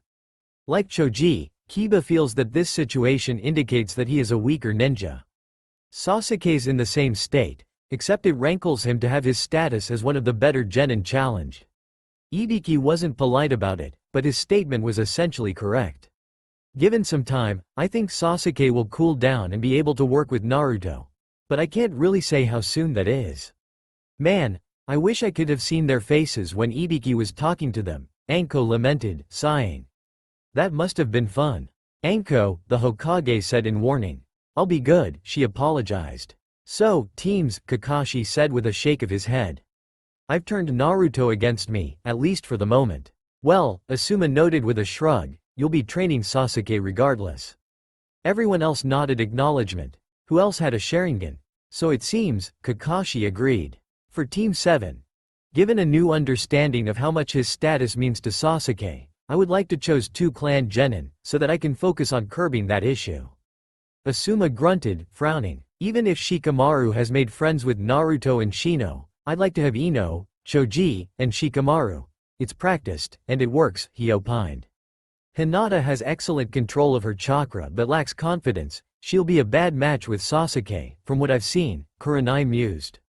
So, Kakashi murmured, rubbing his chin through his mask thoughtfully, you'd have Hinata, Naruto, and Sakura, leaving me with Sasuke, Kiba, and Shino. Sarutobi nodded thoughtfully at the team distribution. It seemed workable. Something felt a bit off about it, though. Anko snorted, shaking her head and saying nothing. The Hokage's eyes fixed on her immediately, and he ordered, out with it. She stiffened, then nodded. Permission to make pointed, yet incredibly rude observations? She asked. Fighting back the small smile that statement engendered, the Hokage allowed, granted, temporarily. Taking a deep breath, Anko stepped forward towards the Hokage's desk, then turned to face her 3 superiors. Lazy bums, she announced, scanning across the 3 of them. Seriously, Asuma, you're the worst. You want 3 clan kids with a known working combination, thanks to their family history, so you'll just be able to kick back and coast through your teaching assignment. Since all of their techniques are family only, you don't even need to train them. And for teamwork, you can just point them to their families and say, that's how it's done. Asuma's expression tightened slightly, but he showed no real signs of anger. The Hokage found himself reluctantly nodding, agreeing with Anko's assessment so far. And you, Anko continued, rounding on Kurenai. The red-eyed Kunoichi's eyes hardened. Have some focus. Don't you need to look underneath the underneath? Hinata needs some work, but her chakra manipulation and Kekai Genkai leave Sakura behind. Boosting the flagging morale of a clan heiress is one thing, but she's got a lot more to work with in the first place. You can't just look at one thing that needs work and ignore the rest. Sakura needs help, too. If she's going to be any kind of Kunoichi, she needs to first step up to the point where she's even Hinata's equal. I'll give Sakura credit, she's got determination and fairly decent chakra control. But she's also got a temper, so putting her on a team where you're absorbed with fixing the superior Kunoichi's confidence while ignoring your other students' flaws? Sakura already seems to lash out at Naruto. You'll only be making that situation worse. You're basically condemning Sakura to feel inferior until she finishes some effective remedial training because, even given her strengths, Naruto outpowers her. Hinata is more skilled. And Sakura's book learning won't stack up against the fact that Hinata can figure out what she needs to with the Byakugan in any situation they don't legitimately have time to research. By the time she'll overcome any of those issues, she'll have had a chance to build up a genuine resentment for the 2 teammates you assigned her with. When will you find time to try and make her a proper Kunoichi, too? I see, Kurenai said, somewhat coldly. Anything else? There is the bad example you and Asuma both set by constantly making eyes at one another, Anko remarked with a knowing grin. Kurenai's iciness was replaced with a furious, embarrassed blush, and Asuma coughed, suddenly finding the palms of his hands fascinating to study. Some of Kakashi's dour mood seemed dismissed by that. What? Really? He asked, sounding as curious as Sarutobi found himself. Anko snorted, nodding. Kurenai's cheeks had deepened in color, and she stared fixedly at Anko, her gaze promising death. While we might expect genin to miss those antics, Anko makes a very good point about propriety, the Hokage remarked. But let's finish this analysis. Should I make out my last will and testament first? Kakashi wondered, when Anko's gaze swung to him. So, as far as I can tell, you've got some freakish debt of honor thing driving you, she judged. But you don't really say anything when you talk, so it's a hard call to make. It's clouding your judgment, though. You think you owe Naruto something, and since you're acting like you can't ever pay that back, You want to try and make it up by doing better for Sasuke. He grimaced behind his mask, unabashed, and the Hokage raised an eyebrow, seeing the parallel. Just the thing to take Anko down the notches she undoubtedly felt she'd climbed in the exchange. And my guess is your insight into this only comes from overstepping some of your own bounds, he remarked, causing Kurenai and Asuma to perk with obvious interest. So much for the stoic ninja demeanor. Kakashi gave nothing away, and Anko only shrugged, stepping back towards the door, assuming her permission to speak so freely had been rescinded. Well, what she had said was true enough, in Sarutobi's mind. The genin situation is quite a problem, he noted.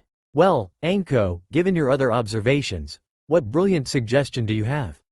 She looked thoughtful. Everyone seems to expect Shino, Naruto, and Shikamaru as a team, she noted.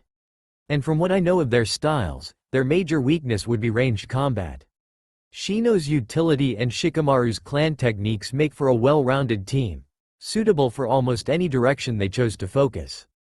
Alright, Asuma allowed, as though the demolition of the Ino-Choji Shikamaru plan were a major concession. And the other teams? They're the reason those three can't be a team, Anko shrugged.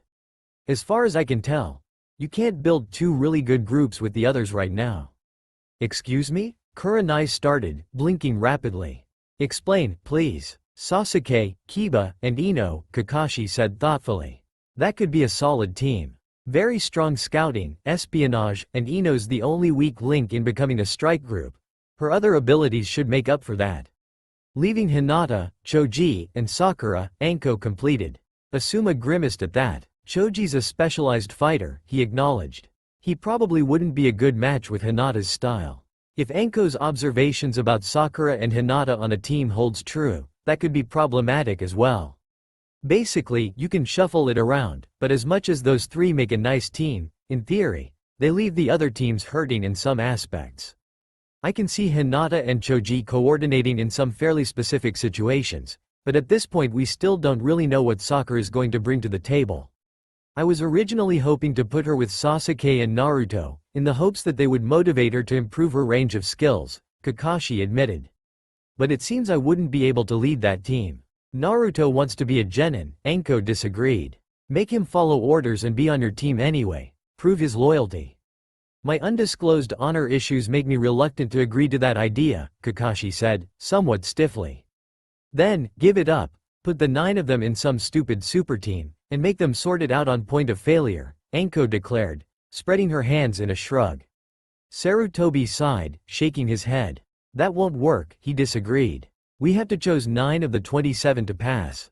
Can we say absolutely that this particular 9 is the best suited to become genin?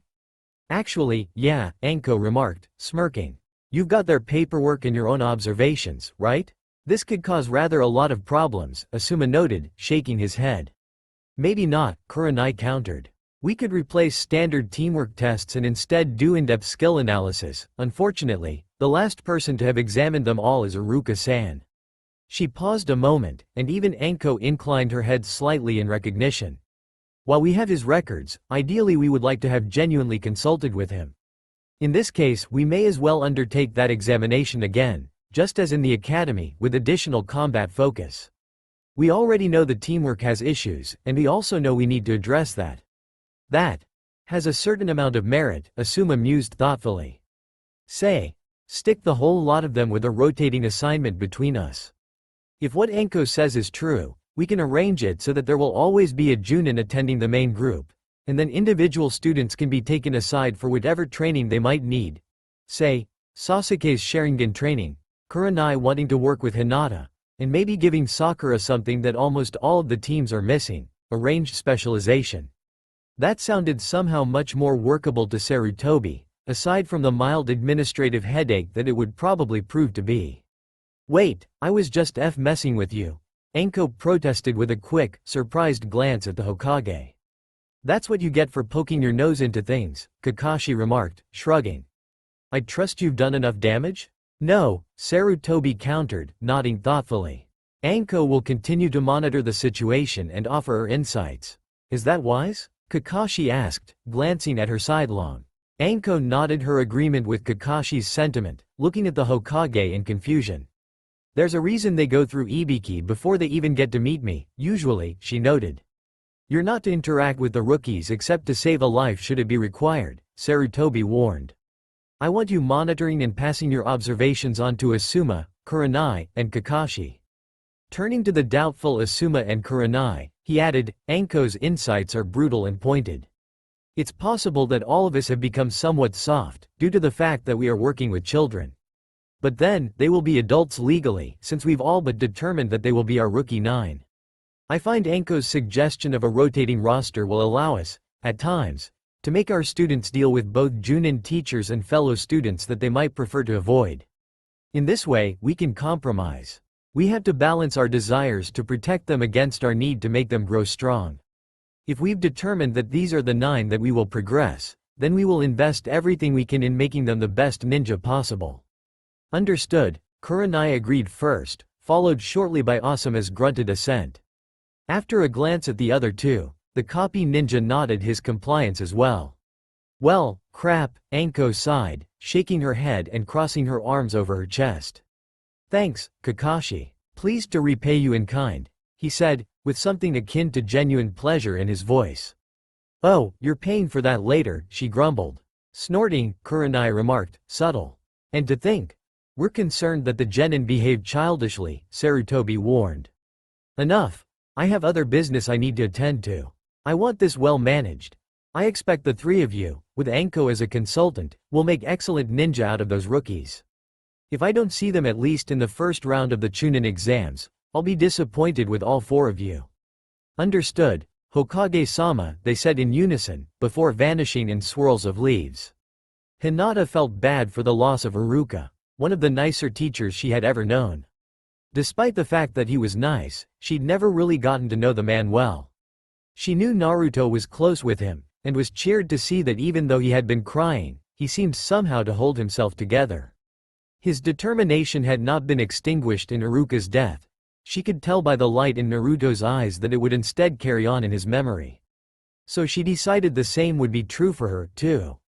Even though teams had been theoretically decided, she had a strong hope that she would, somehow, still be on a team with Naruto. He was really a ninja now, and with his merit promotion, that much closer to becoming Hokage. If he could achieve his dreams, then she could try and believe in hers, too. She got to the classroom early, simultaneously eager and worried about her inevitable assignment. Who would her Junin sensei be? Maybe that curious-looking woman with red eyes? Or that Junin she had only glimpsed, speaking with the grim, scarred man? She hoped it wasn't Kakashi. Naruto didn't want to be on a team with him. But then, if the 2 of them were working under Kakashi together, maybe that would be okay? She was surprised to see she wasn't the first one in the room. The moody Uchiha Sasuke was there, too, shooting her a sharp look, then looking away indifferently when he recognized her. Pursing her lips, she said nothing to him, merely taking the seat immediately adjacent to where Naruto had sat the day before. She distracted herself by activating her Byakugan to study the cracks and chakra residue from where Shino's bugs had repaired the surface. As far as she could discern, they'd actually eaten all of the broken bits of wood, and then somehow reformed it as some very wood-like substance. Something that bugs made, anyway. Her advanced sight probed deep enough to see that it was mostly sterile, and would probably last as long as the rest of the desk. Though after investigation, there were dozens, probably hundreds of other marks where damage had been repaired with some hasty jutsu in the past. She released her Kekai Genkai and looked up at the clock.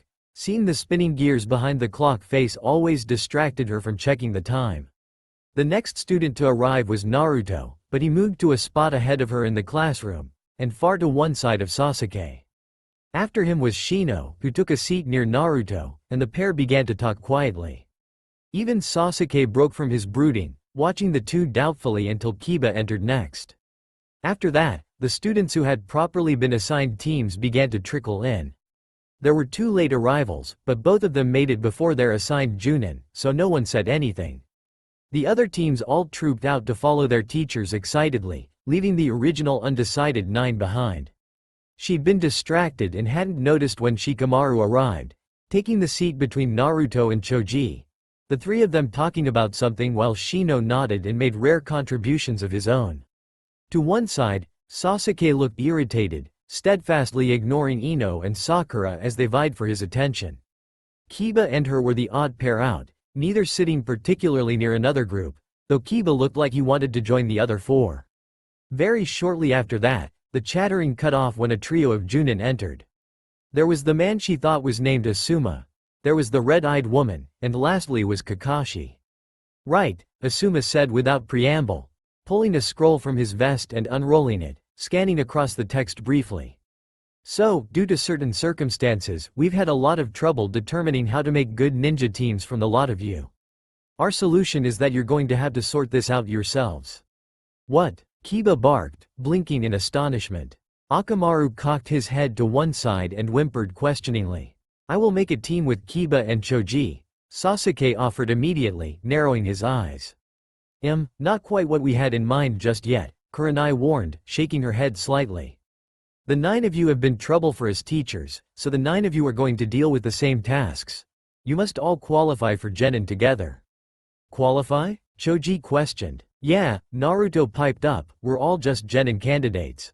We gotta get circulated to become real Genin. Shikamaru snorted, glancing at the orange-clad boy and correcting, certified. Yeah, that, Naruto said, waving a hand dismissively. Sakura blinked, looking at Naruto in surprise. Of the 27 graduates in this classroom this morning, only 9 will actually become Genin. The rest will be sent back to the academy, Kakashi added. Are we that 9? Ino asked worriedly. Well, all 9 of you, in combination teams of some sort, must prove that yourselves. But the only way you can do that, given certain attitude problems, is if all 9 of you work together. All of you must pass, or all of you will fail, Asuma noted.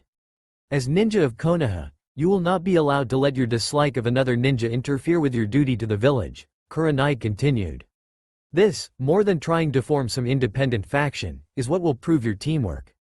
Crap, Naruto grumbled. Sasuke gave a wordless, unimpressed grunt in agreement. This sucks, Kiba chimed in. And likewise, you don't get to choose who your superiors are, Kakashi added cheerfully.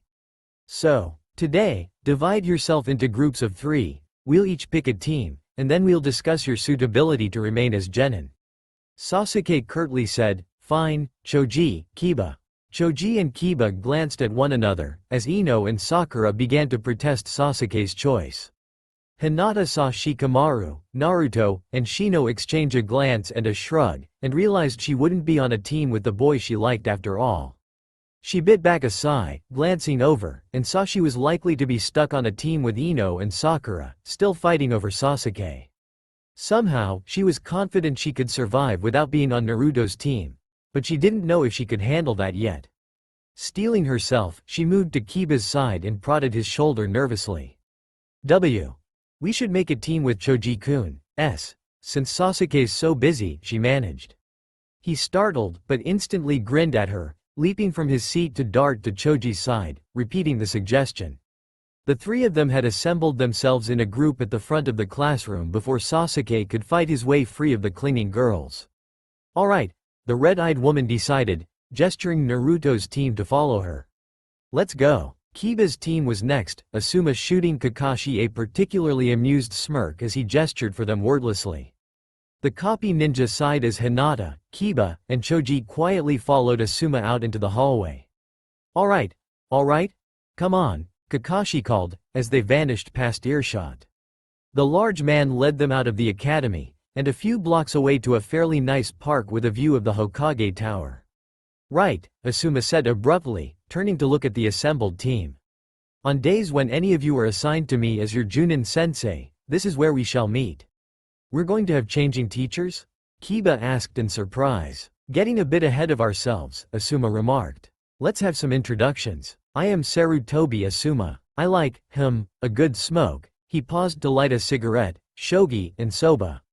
I'm not a fan of asparagus.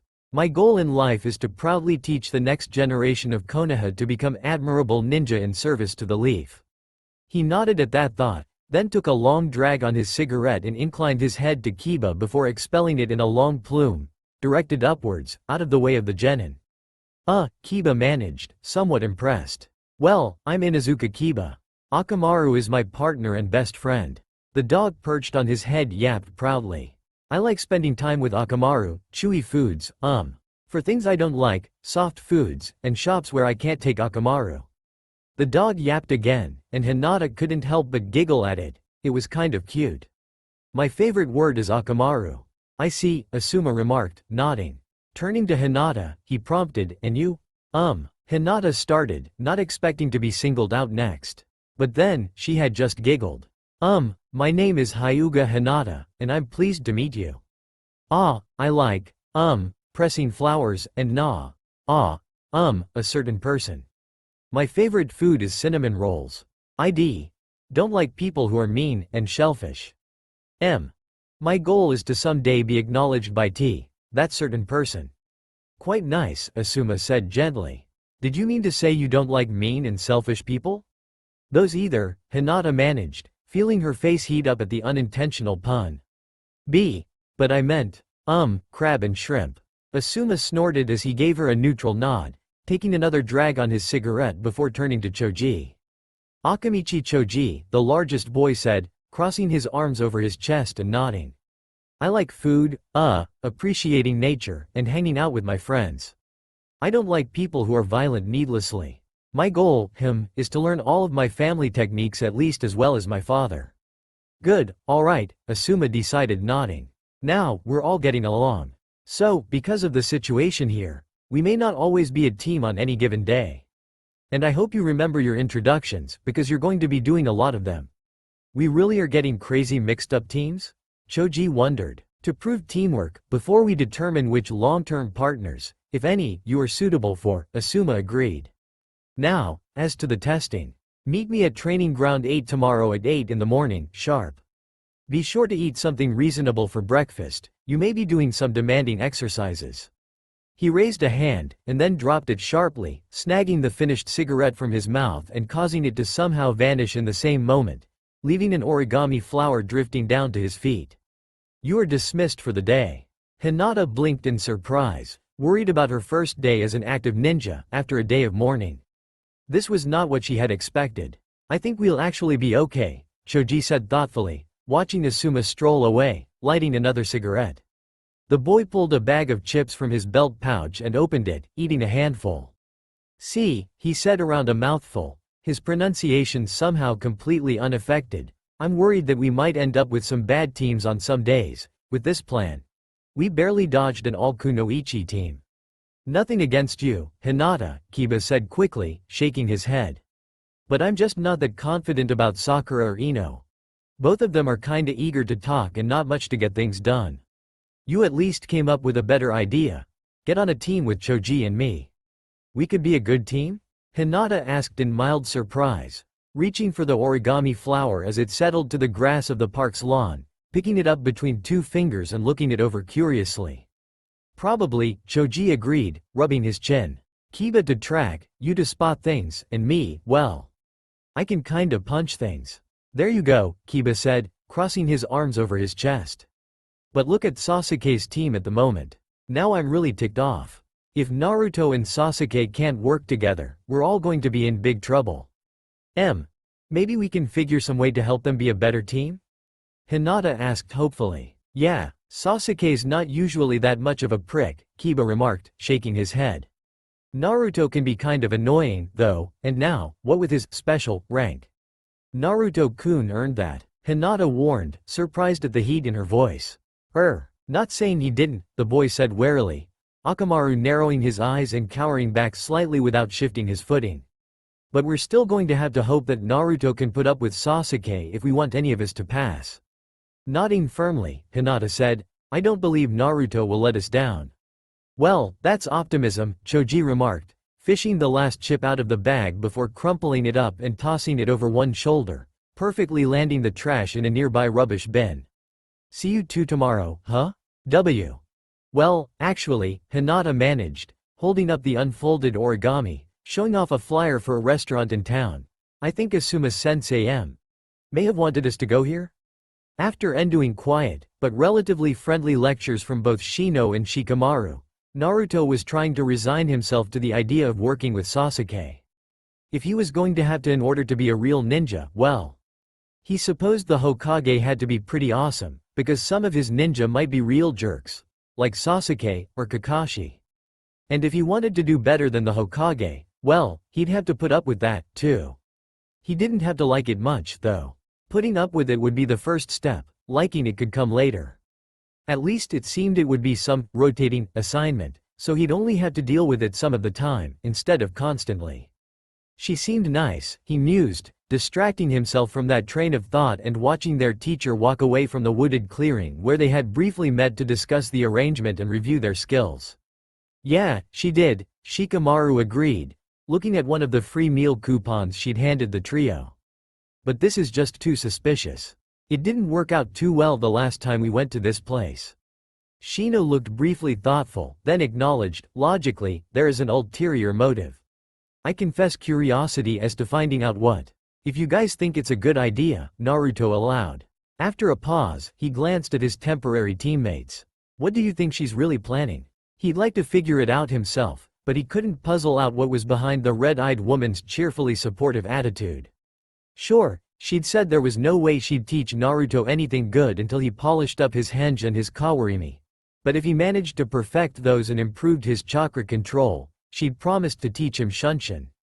She'd made the same promise to Shino, provided he added some flexibility to his taijutsu and kept working on getting his Kakaichu to let him perform jutsu without seals. Naruto hadn't even known the Kakaichu could do that. Shino was becoming cooler by the day. Shikamaru's list of problem areas was much lengthier, but still just as friendly and cheerful.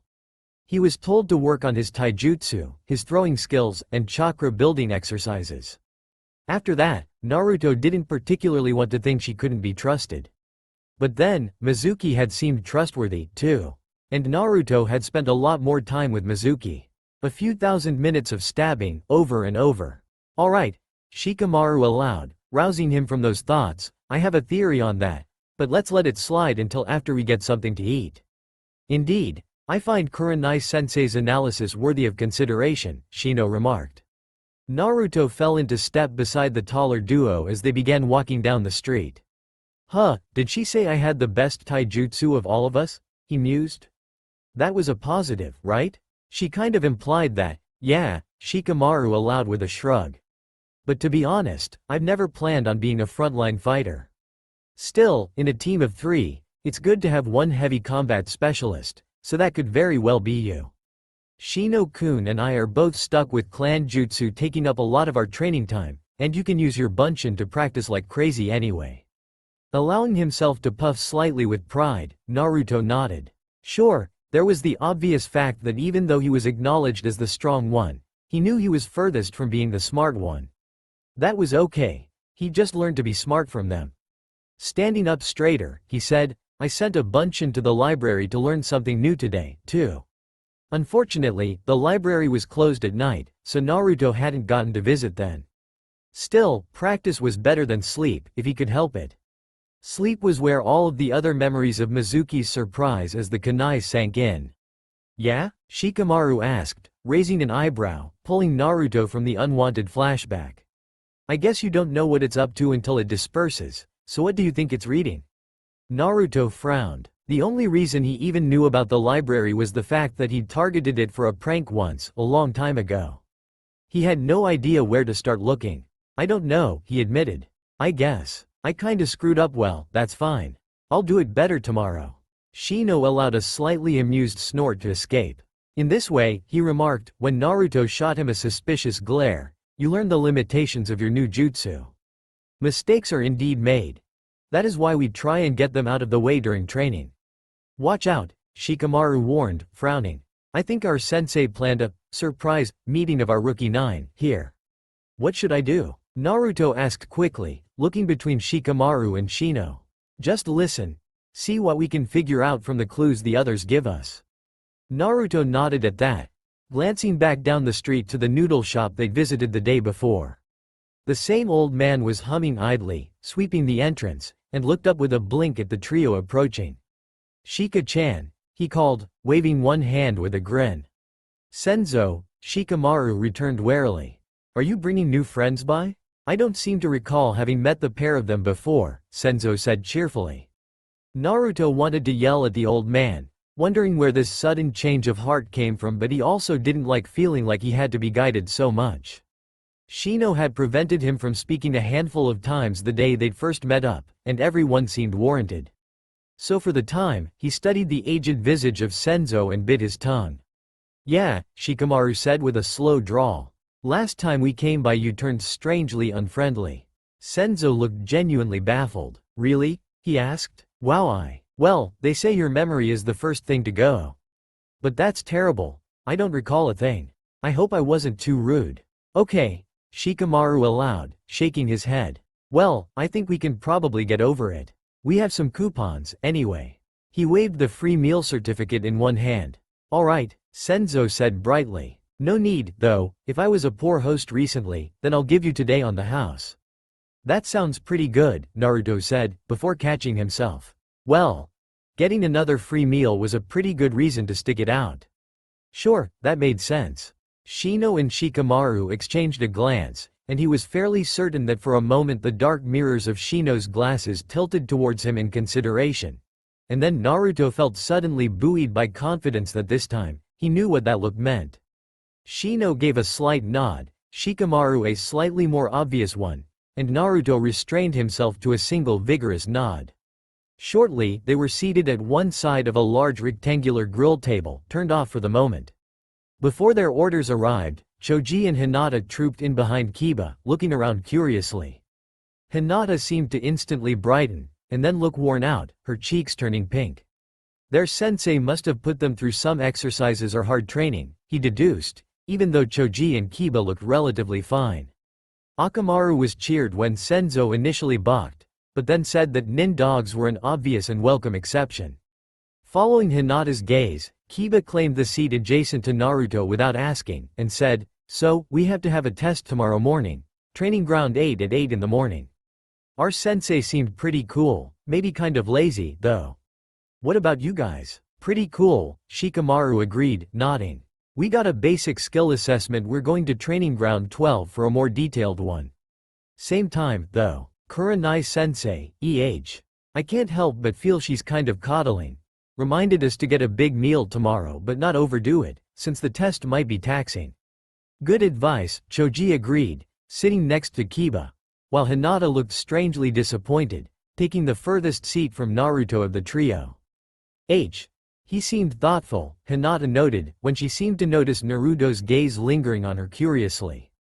By his sash, he was once one of the T-12 Guardian Ninja.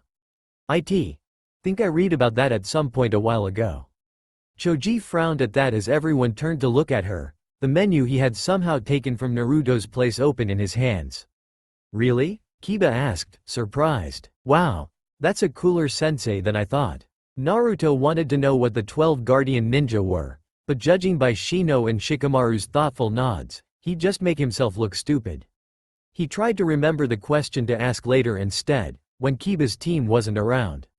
Before he could ask something else, just as a waitress came around to take their orders, Sasuke, Sakura, and Ino stumbled through the entrance. Everyone stared at the faint streamers of smoke rising from their clothing, and the singed, sooty marks across Sasuke and Sakura's faces.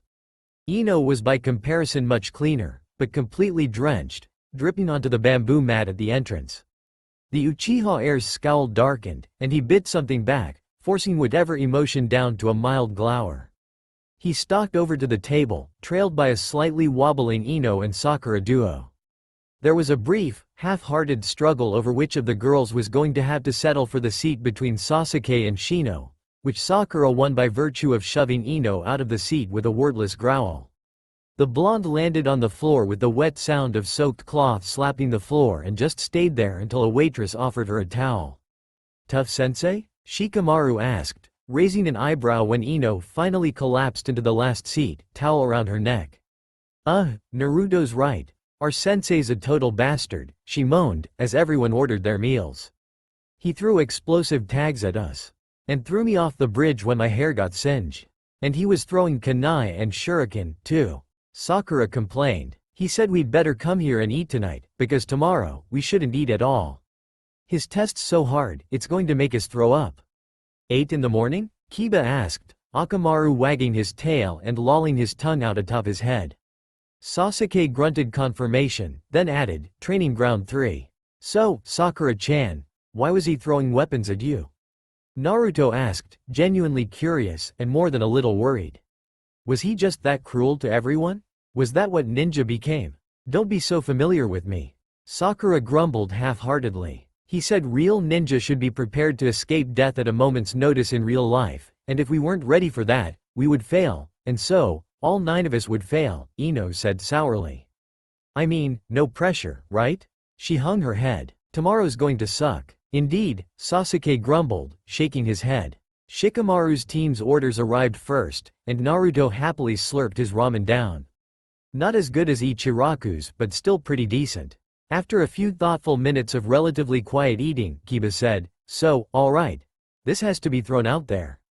Any one of us fails, we're all screwed, right? Yes, Sasuke said, frowning. I have revised my opinions on some matters, given that we truly have no choice. Oh, you think? Shikamaru muttered, rolling his eyes as he finished his udon. What's your point? In the interests of advancing my ninja career, I have no real choice except to be concerned with the progress of my teammates. If they fail, so do I, Sasuke said sourly. And Naruto, everything else aside, is capable. But I have real worries that Ino and Sakura will jeopardize our success if we don't improve their skills. Naruto looked at Sasuke warily. Okay, like Shino and Shikamaru had said. They were going to just have to tough it out. Sometimes he'd have to work with Sasuke. Sometimes he'd have to endure Kakashi. If he were really unlucky, both might happen simultaneously. Well, whatever, he'd survive. Somehow, he'd prove Iruka right. He'd get through whatever it took and become a really great ninja, and someday, Hokage. Sasuke-kun. Sakura squeaked in protest. Come on, Ino whined. Don't be like that, think how much better I could be if you were to help me train.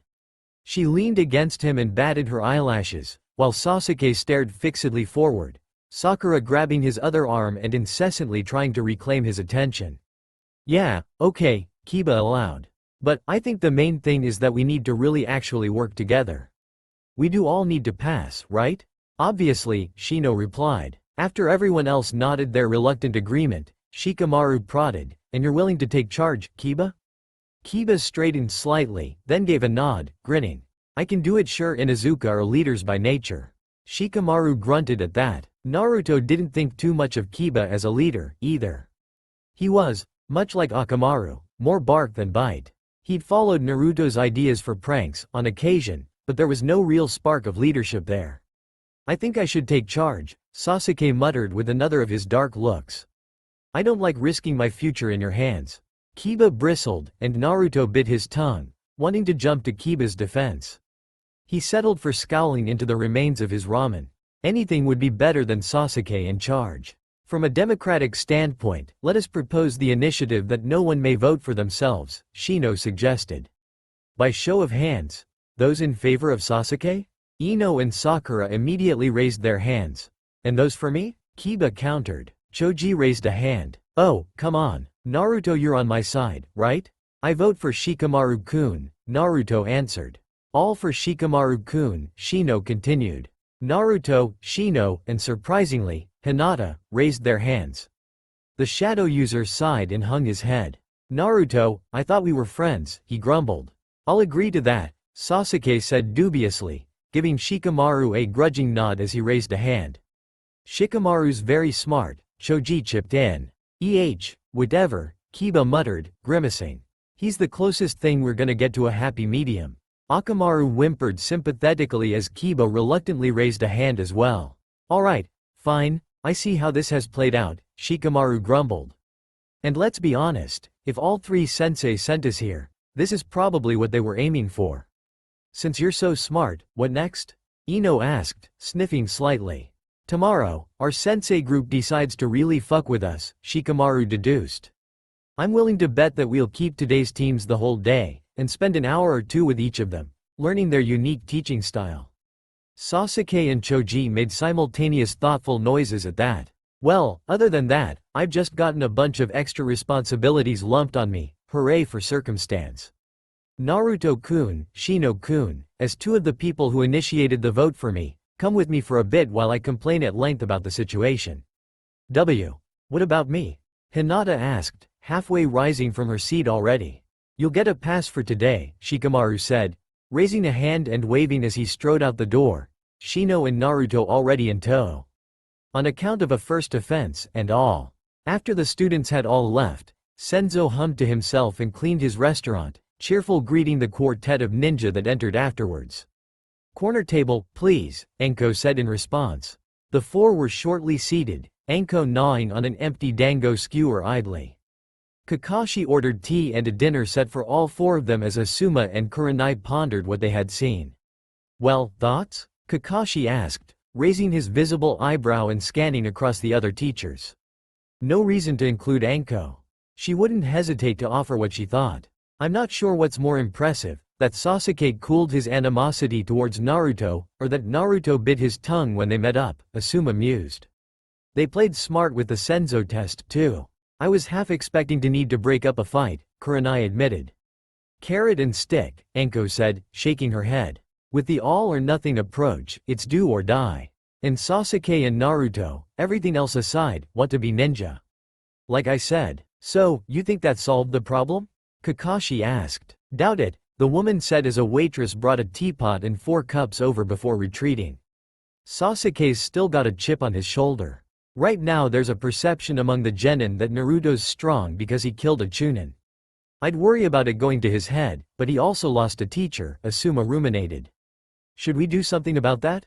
I say let it slide for the moment, as long as he doesn't become too prideful or arrogant about it, Kurenai suggested. That incident. How many Bunshin, attacking Mizuki? I think he's coping really well, all things considered. Everything else aside, Shino and Shikamaru seem to be very good influences on him, and they've certainly bonded.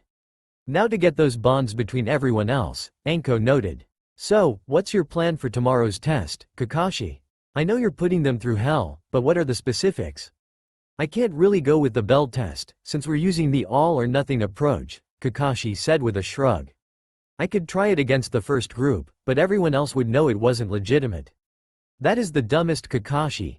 Did it ever occur to you that a test that 100% of all people fail might be a bad test? He pointedly did not look at her, instead setting down his cup. The tea here is nice, he remarked. But you know, that test, and those bells, are passed down from the Hokage himself. The team that first passed his test went on to become the Sannin. Really? Anko seemed mollified, mulling the idea over for a long while. She broke her silence just when Kurenai and Asuma began to relax, saying with surprising venom, that means you're even lazier than I thought. Plus, on a personal note, that last passing team had one hell of a problem student. Kakashi blinked, realizing he had unexpectedly wandered into that very narrow, but very real, zone of information that Anko did not like to review. Seeing that it had very little to do with teaching the current genin, he quickly decided to let the matter drop. You've made that point, instead I'll give them generic hell. Attack all their weak points, toss them around a little bit. Tell them their strengths need work and their flaws are crippling, Kakashi explained. The general task of breaking them down. I'll build them back up, Kurenai agreed, crossing her arms over her chest. If Kakashi is going to be handling most of the practicals, taijutsu, offensive strategy, and defensive skills, then I'll bring a focus on coordination, conduct, and chakra manipulation. Asuma? To be honest, I'm thinking meditation for the whole lot, he said with a shrug, prompting a number of suspiciously raised eyebrows. Name one student that wouldn't benefit immensely from more mental calm, internal focus, and indeed, chakra control. Aside from maybe the Aburame boy, the man challenged. Silence met that statement. Clearing his throat, Asuma continued, we can go over philosophy, technique, and defensive strategy. I know what was said in our last meeting, so on account of the fact that it may seem I'm trying to reach for a lighter workload, tell them to meditate and then kick back. I'll also volunteer to handle any supplementary training for overflow if one of you two decides a student needs some one-on-one. That sounds fine to me, Kurenai allowed. Kakashi nodded, wondering, how long do you suppose before they start to figure out what we're up to? I think Shikamaru's suspects already, Anko remarked, grinning when the waitress came by with a tray of appetizers. Their little chibikage is kinda cute, huh? The copy ninja pondered that, while the other Junin snorted, Asuma passing the platter closer to the center of the table. How the hell do you eat around or through that mask, anyway? The special Junin wondered, looking at Kakashi's empty teacup in mild surprise. Do what? He asked with feigned absence, tasting one of the dumplings. This place wasn't actually too terrible. Shikamaru had been willing to take at least temporary leadership of the genin team he thought he would be in charge of.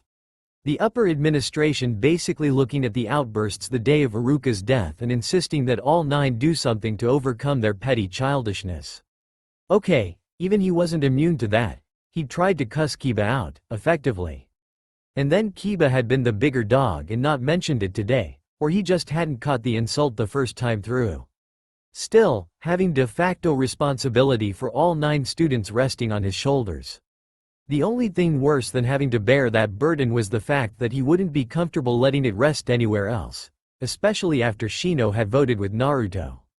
How lame was that? He led his cohorts to his house, walking around to the training area and hanging his head. Shino-kun, you have some sort of way to tell if people are coming close by to listen in, right? He asked. The bug user nodded, a stream of Kakaichu pooling around his feet and then dispersing in all directions. Occasional small clouds of them drifting out from his sleeves and flying in all directions. After about a minute, they seemed to vanish into the shadows, hiding in the knotwork of the training posts, beneath the lawn, and in the leaves of the overhanging trees. The area appears clear to my senses, Shino reported.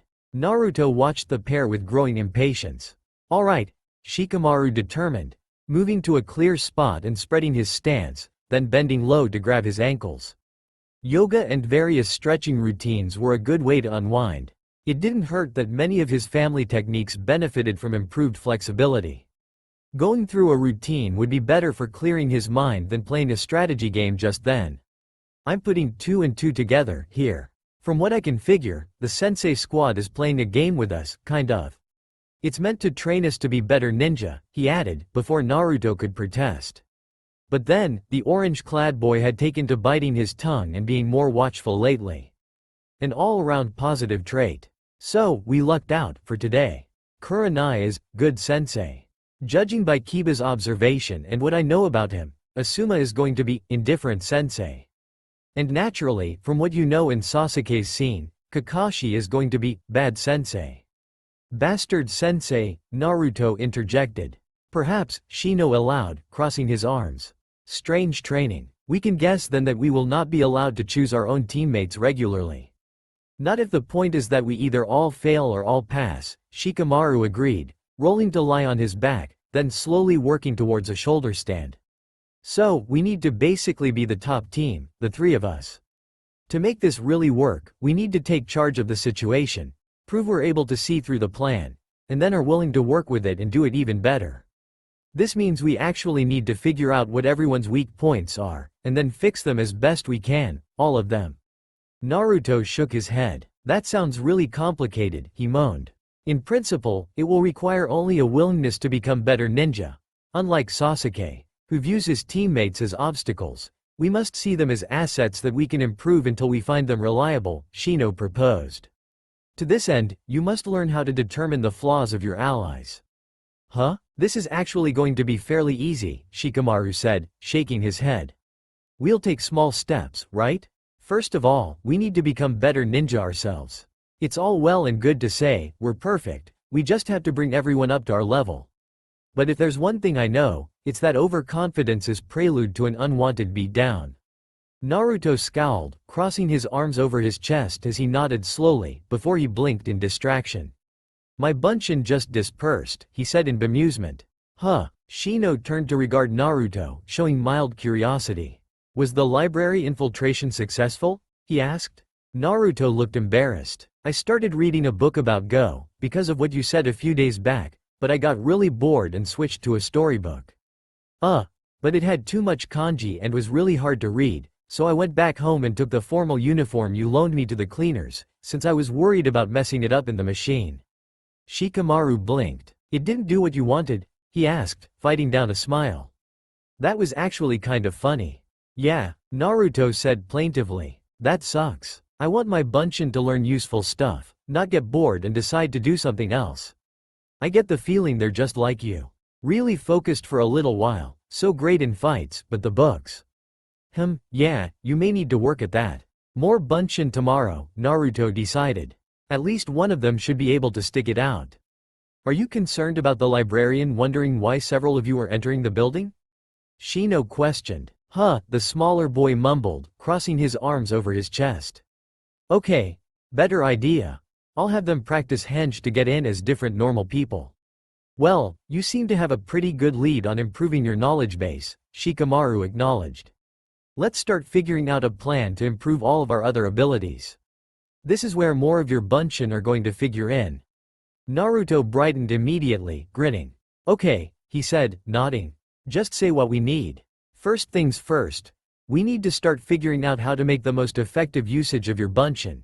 You can make a lot of them, so the more mileage we can get out of them, the more effective you'll be. Shino, you up for some sparring against Naruto's bunshin while I try and plan? Indeed, Shino agreed, nodding at Naruto. I do not know the strength of your bunshin. Should I attempt not to damage them? Nah, Naruto decided after a moment. If I get what you're saying, you managing to hit one hard enough to send it back to me should help me figure out where I'm screwing up on my defense, right? Shino nodded again, then took up a basic defensive stance. Against your bunshin, I will not hold back, he warned. Naruto grinned and moved to a sideline. In a way, that's gonna make this kinda fun, he noted, making a hand seal and popping another dozen of himself into existence. He moved past them and jumped up atop one of the nearby training poles, surveying the battleground from above. He declared, pointing at an arbitrary bunshin. Go to it. The indicated bunshin cried, alright, let's make this count, and charged wildly at Shino. Shikamaru sprang back to his feet and nodded before swiveling his hips, rotating his arms and twisting his body as far as he could.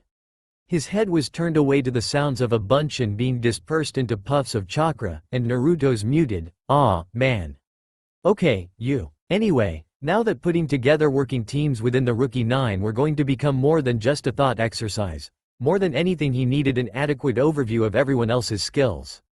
He swiveled the other way, briefly glancing the remaining bunshin, beginning to look mildly reproachful of their impending fate.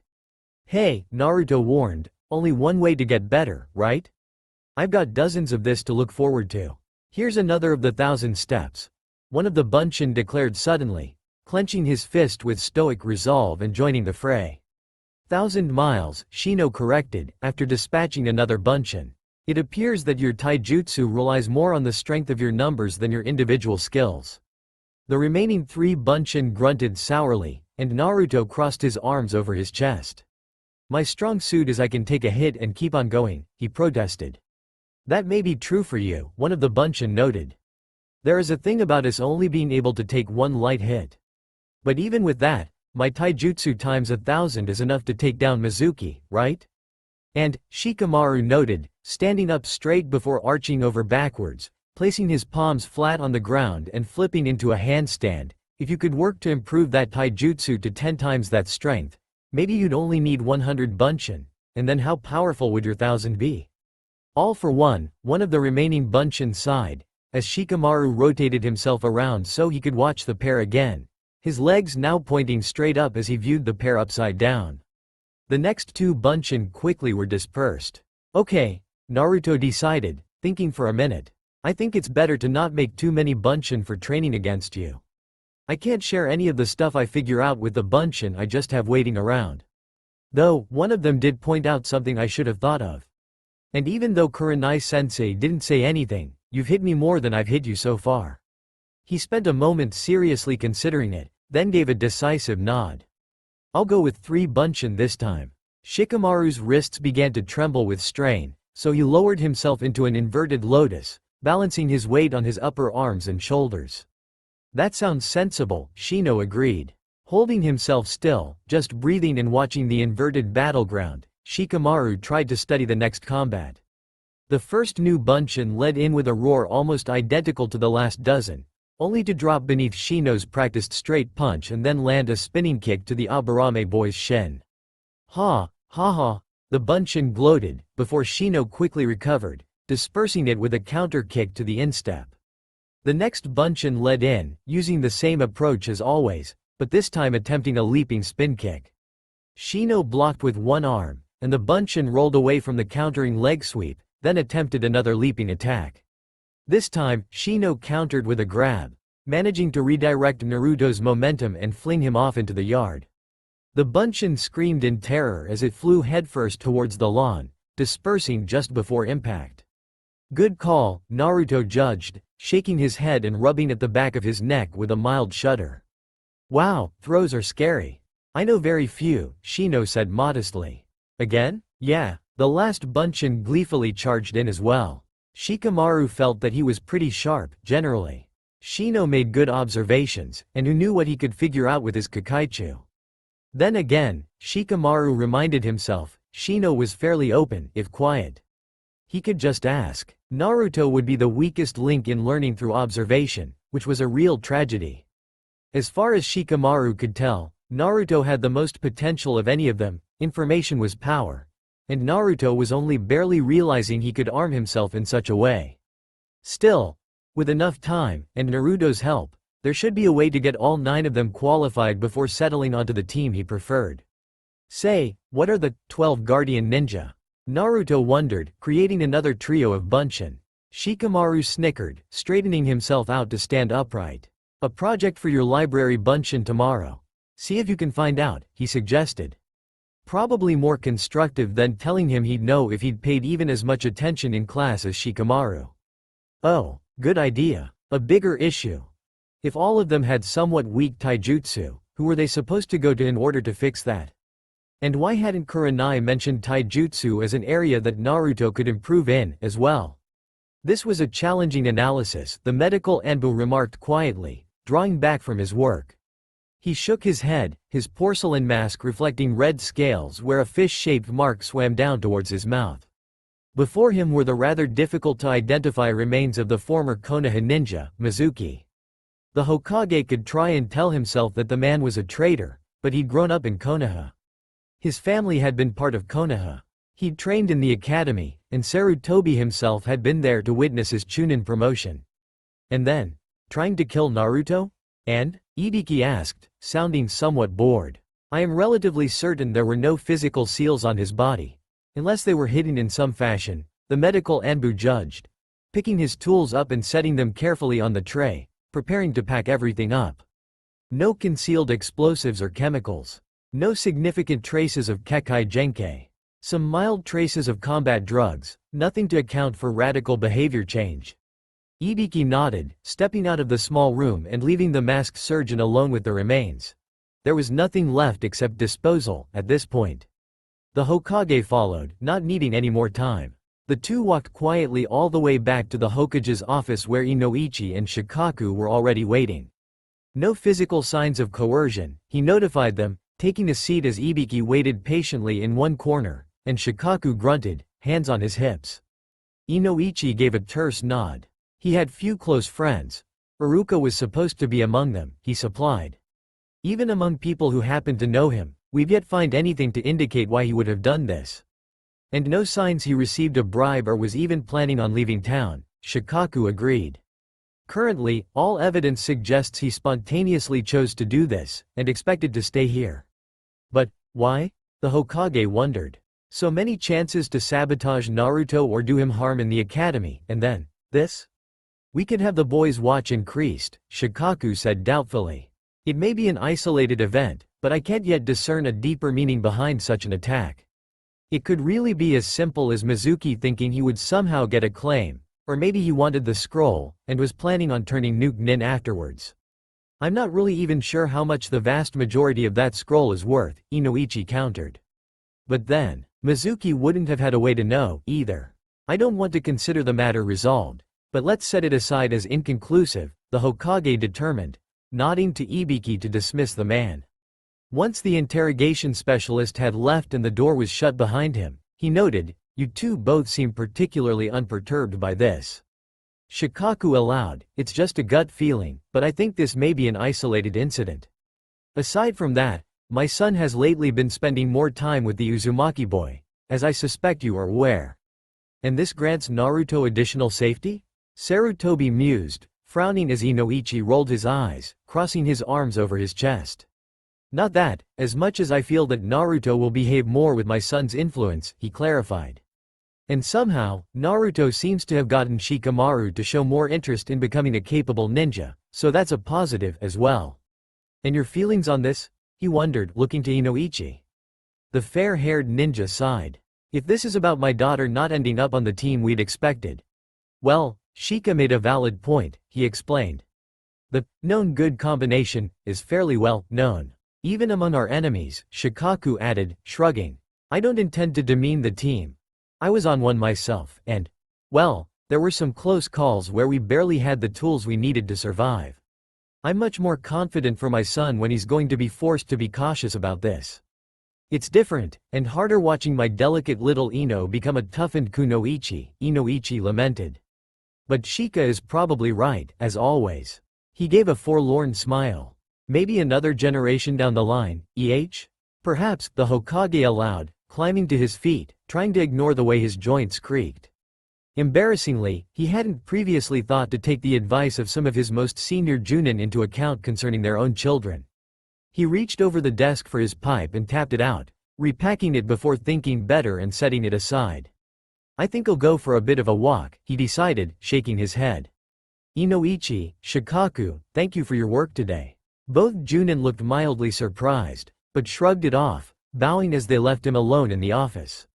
He sighed, glancing outside at the dimming sky, then began the trek to street level. If his guess was right, Naruto would be headed to Ichiraku's for dinner, as he almost always did. More than interest in seeing Naruto, he wanted to settle his own nerves over the upset of Mizuki's actions. Konoha prevailed. As long as it held the will of fire, he prayed that it would always prevail. A glance up at the Hokage monument forced him to pause, looking at his successor's image with undisguised dismay. He loved Konoha dearly, but he'd tried so hard to find good hands to leave it in. Not for the first time, Sarutobi wished that the Yondaime had survived, somehow. Even if he couldn't have led the village, if for nothing else than his son. By the time he reached the shop, the sky had gone completely dark, the stars twinkling overhead. As he expected, Naruto was sitting at the counter, happily talking about his adventures. Learning better usage of his bunshin, it sounded like. That was a good sign. Hello there, Naruto, he greeted the boy. You don't mind if I drop in for a bowl of ramen, do you? Even the civilian cook behind the counter recognized the Hokage, his eyes widening slightly. No, Naruto said, slightly startled, before he grinned. Of course not, but what are you doing here, old man? I'm here for some ramen, he said with feigned reproach. A vegetable ramen, if you please, extra noodles and daikon. You got it, the man behind the counter said enthusiastically, setting to work on his order. Naruto bit his tongue until Sarutobi settled onto a stool of his own. So, he pressed, you gonna buy me some ramen, too? Why would I need to do that? He asked mildly, giving a soft smile. Haven't you just finished 3 bowls? Ah, come on, give me something good. Naruto protested, grinning. I'm a genin, on teams and everything now, right? For now, the Hokage agreed, nodding thanks as the cook's evident daughter offered him a cup of tea unasked. Do you think you're adequately armed? They still won't sell me explosive tags, ever since that bakery thing, the boy sighed, leaning one elbow on the counter and moodily stabbing the soup dregs with a chopstick. And I think I have enough kunai for now. Plus, I can probably just have my bunshin throw kunai instead of doing it myself. Never wear the real ones out, right? Sarutobi raised an eyebrow. Don't be afraid to use the tools you have, he noted. After all, I was going to give you a new weapon, too. A new weapon? Naruto cried in excitement, his eyes widening. Like, an awesome sword? Sarutobi couldn't help but chuckle as a steaming bowl of soup was set before him, and he took a moment to savor the aroma. Naruto's taste was surprisingly good. The cook here absolutely knew what he was doing. He made the boy sit in agitated, fidgeting silence until he'd had a few mouthfuls of noodles and daikon. Then he turned and solemnly said, something even more powerful. What? Ah, I can really use that, he insisted. Come on, what do I gotta do for it? After a few more bites of his soup, and a few spoonfuls of broth, it really was surprisingly good. He turned to give the boy a very long, judging look. Okay, he agreed, I'll trust you with this weapon. But you must promise me that you will always use it for good, in service for Konoha. I promise. Naruto swore eagerly, practically bouncing in place on his stool. Very well, the Hokage said, as with great ceremony he reached into the sleeve of his robe, and produced a slightly worn but very sturdy pen. He was rewarded with Naruto suddenly sitting stock still, his mouth dropping open in surprise. What, not enough for you? The Hokage chided, when the man behind the counter chuckled nervously. Alright. Just this once, I'll throw in something extra. From his other sleeve, he produced a blank pocket notebook. Closing his mouth, Naruto instantly shot the old man an angry scowl and then bit back whatever he was going to say, suddenly looking thoughtful. After a long minute he began to nod, his smile coming back, if slightly less enthusiastic. You got me good, he allowed, taking the pen and the book. But these really will be useful. I can write down page numbers and all of the really important stuff when my Bunshin report back. That's right, Sarutobi agreed, privately surprised that Naruto hadn't thrown even a mild fit at being teased. That was a big step forward, but then, losing his teacher. Well, tomorrow sounds like it might be a big day for you. Be sure to get plenty of sleep. I hope to hear that you're confirmed for Genin later. Yeah, Naruto cried enthusiastically, giving the brightest smile the Hokage had seen on him since Iruka's death. I will. Thanks, old man. Hey, are you gonna finish that? Shino found himself the first to arrive at the training ground for the morning test. He had planned to come early, not knowing what the day would hold, but thinking Shikamaru had most likely been correct. That thought in mind, he'd spent the entire morning after waking preparing special Kakaichu. It wasn't a trick of their evolution, which would have been amazing, as much as he simply slowed their development after the larval stage. This caused them to be more sluggish, but have a lifespan of up to an entire day after emerging, instead of the more typical lifespan of only a few hours. Really, most of these bugs weren't going to be good for much but scattering, waiting, and then reporting back later in the day.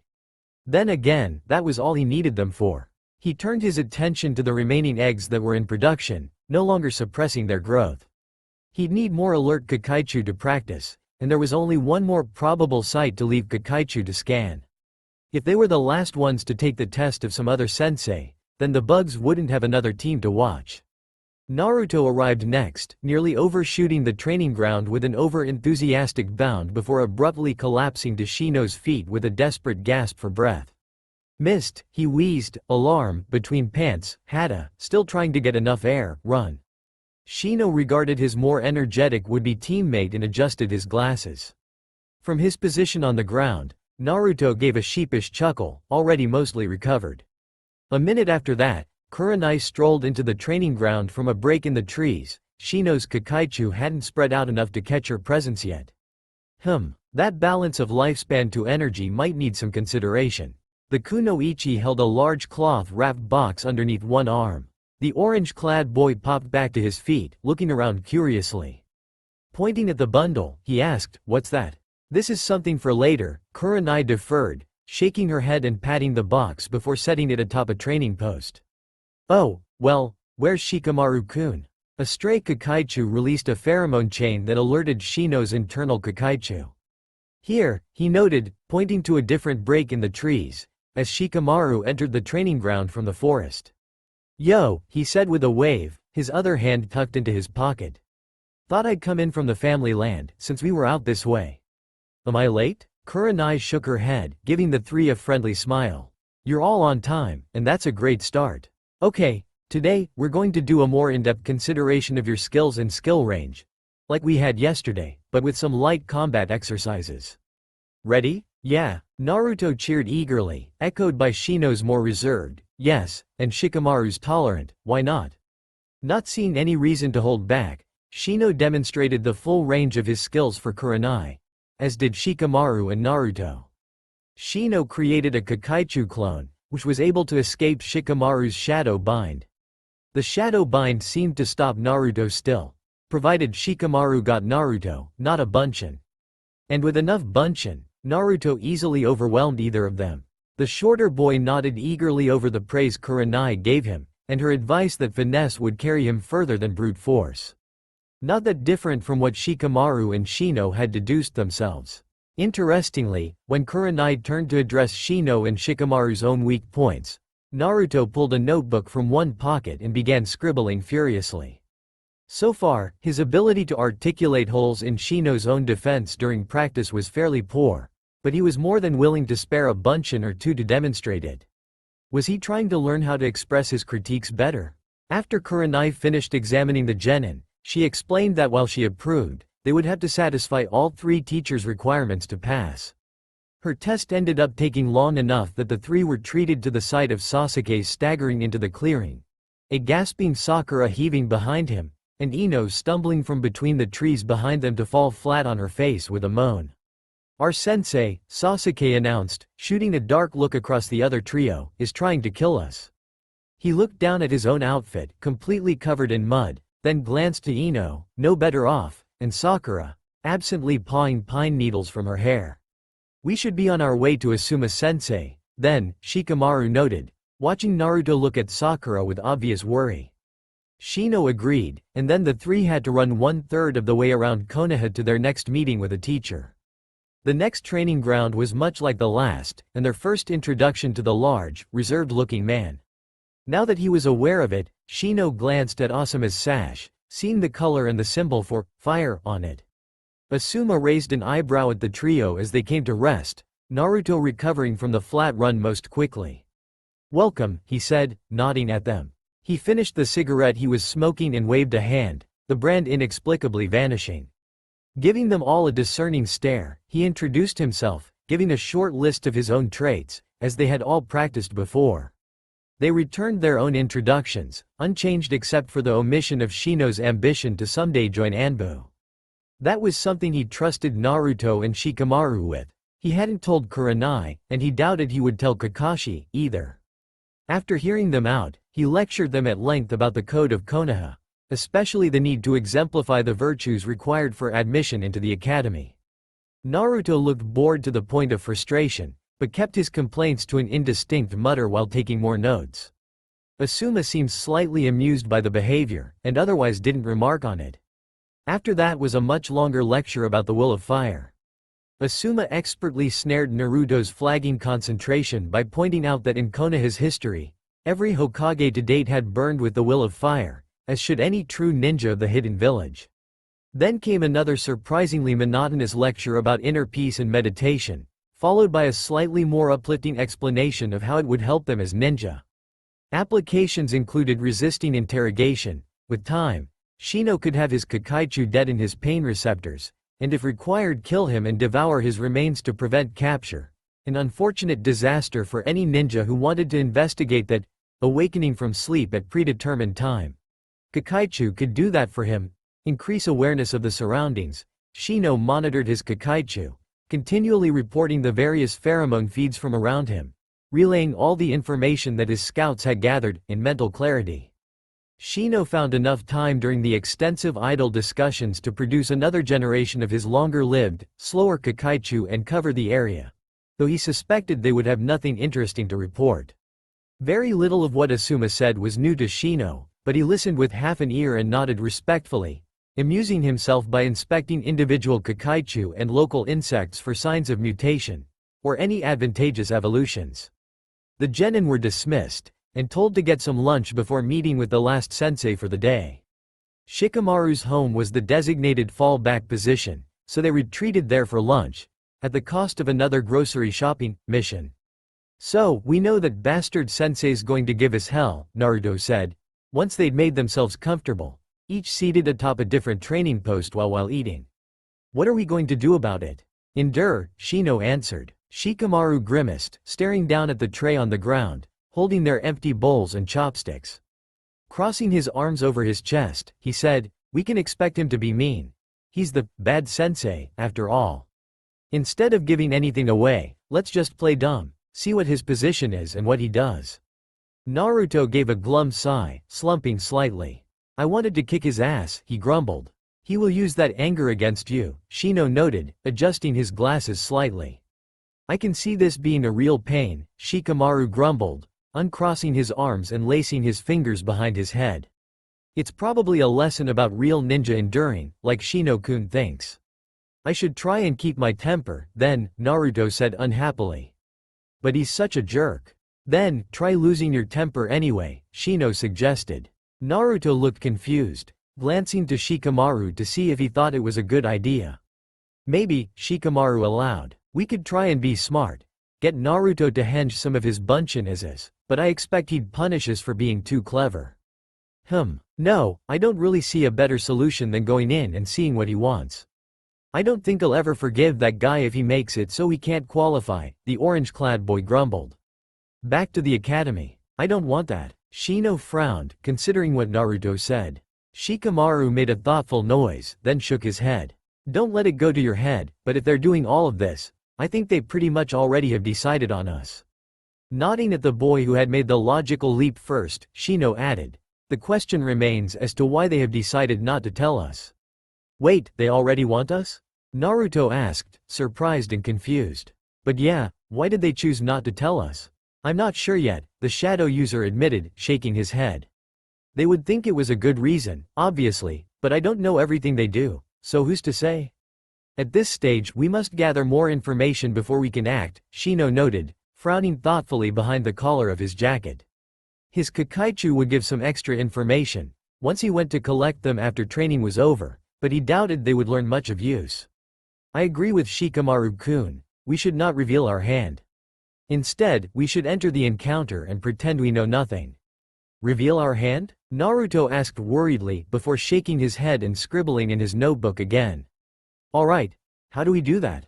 Easiest way? Shikamaru asked, raising his eyebrows. It'll hurt. I can do it, Naruto said stubbornly.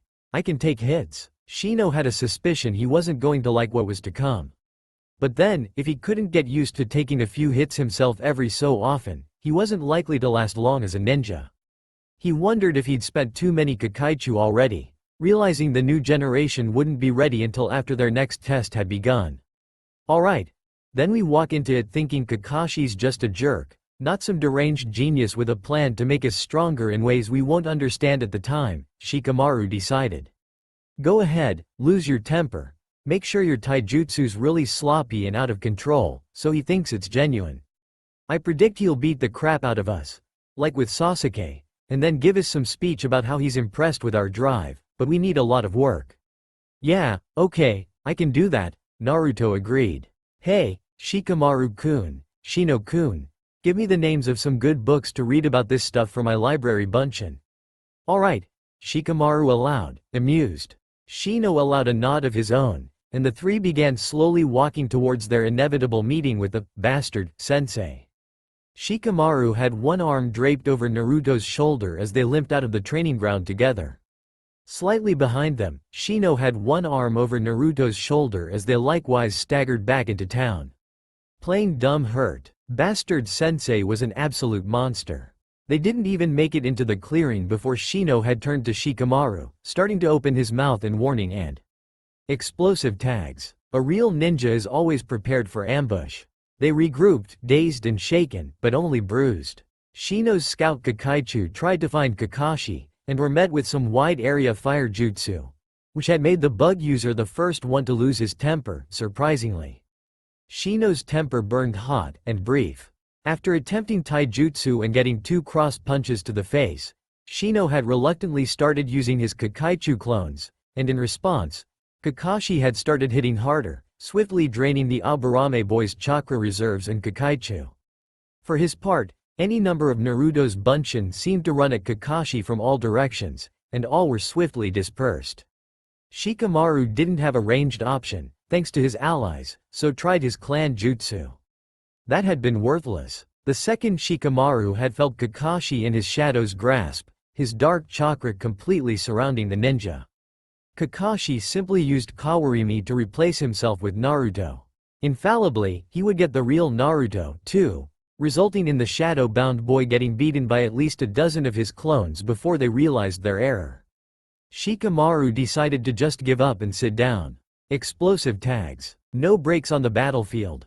He tried some taijutsu of his own, and got thrown into Naruto a few times, and bunchin dozens of others. For not being able to take a hit, dispersing them through impact felt almost as painful as the real article, and Shikamaru had a good sample to form a scientific basis for that, now. So, for a while, Shikamaru had tried more desperate, wilder punches and kicks, hoping he could maybe. Explosive tags. Sloppy work creates more openings. Shino went down first, collapsing to slide on the dirt face first, his glasses tumbling off. Shikamaru felt a real spark of fury then, so he tried to play even dumber, going for his kunai and using Naruto's bunshin as cover to quick stab at Kakashi's weak point. Kakashi was mean. No explosive tags, this time. Instead, every would-be lethal strike was instantly met with Kawarimi, leaving Shikamaru wondering how many times Naruto would have to remember being shanked in the kidneys by his teammate, thanks to his bunshin. There was no doubt Kakashi was choosing bunshin to take the really damaging attacks, and Naruto for almost anything else. What goddamned business did Kawarimi have being such a powerful offensive jutsu, anyway? Sure, he could see how Naruto had taken Mizuki down with his bunshin, now. Well, that was a chunin, and Kakashi was a junin, so he kicked their asses soundly with nothing more than taijutsu and a few E and D rank jutsu, just because he could. It only got worse once he started regularly using hench to look like Naruto.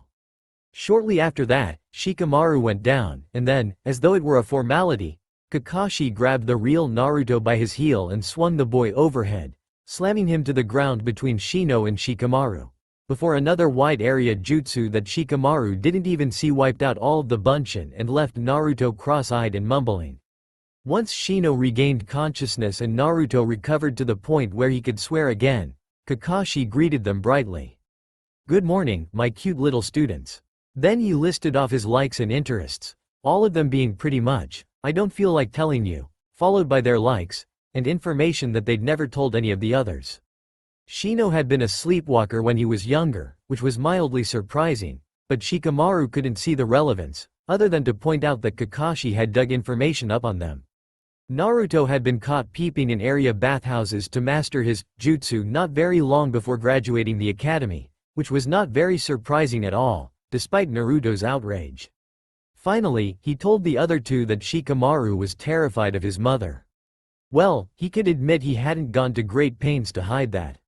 Then said the most horrific thing that Shikamaru had ever heard. "I know I won't need to ask you three to find your killing intent, so now that we've properly met and finished warming up, let's see how you do in a real fight." He shuddered at the memory, grateful to be leaving the training ground behind him, hoping the sun would at least dry the mud. Where had bastard sensei found mud, anyway? Shikamaru was positive there wasn't a river nearby, or they would have tried washing. But mud? The teacher had probably used a water jutsu they hadn't seen, just to throw them all in mud puddles.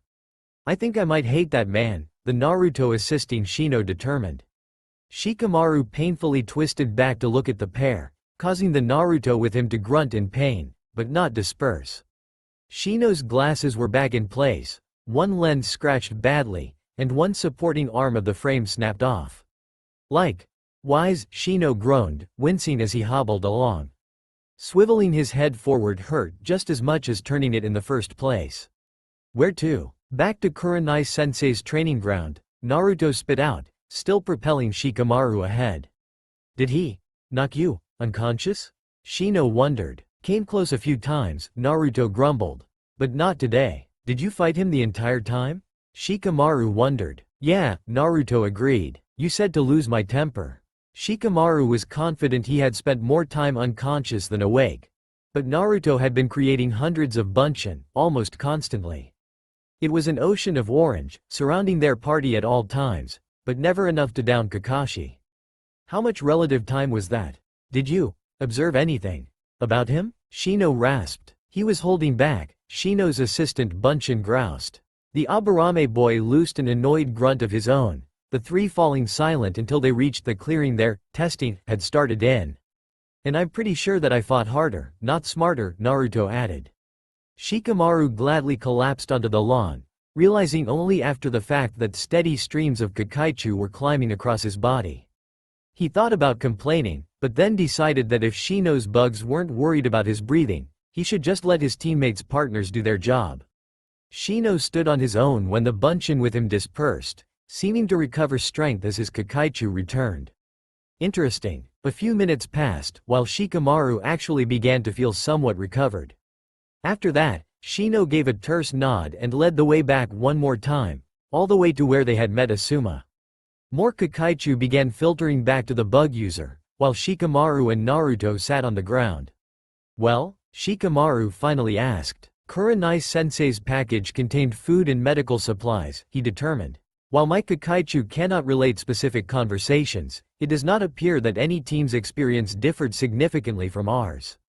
I just realized, Naruto said slowly.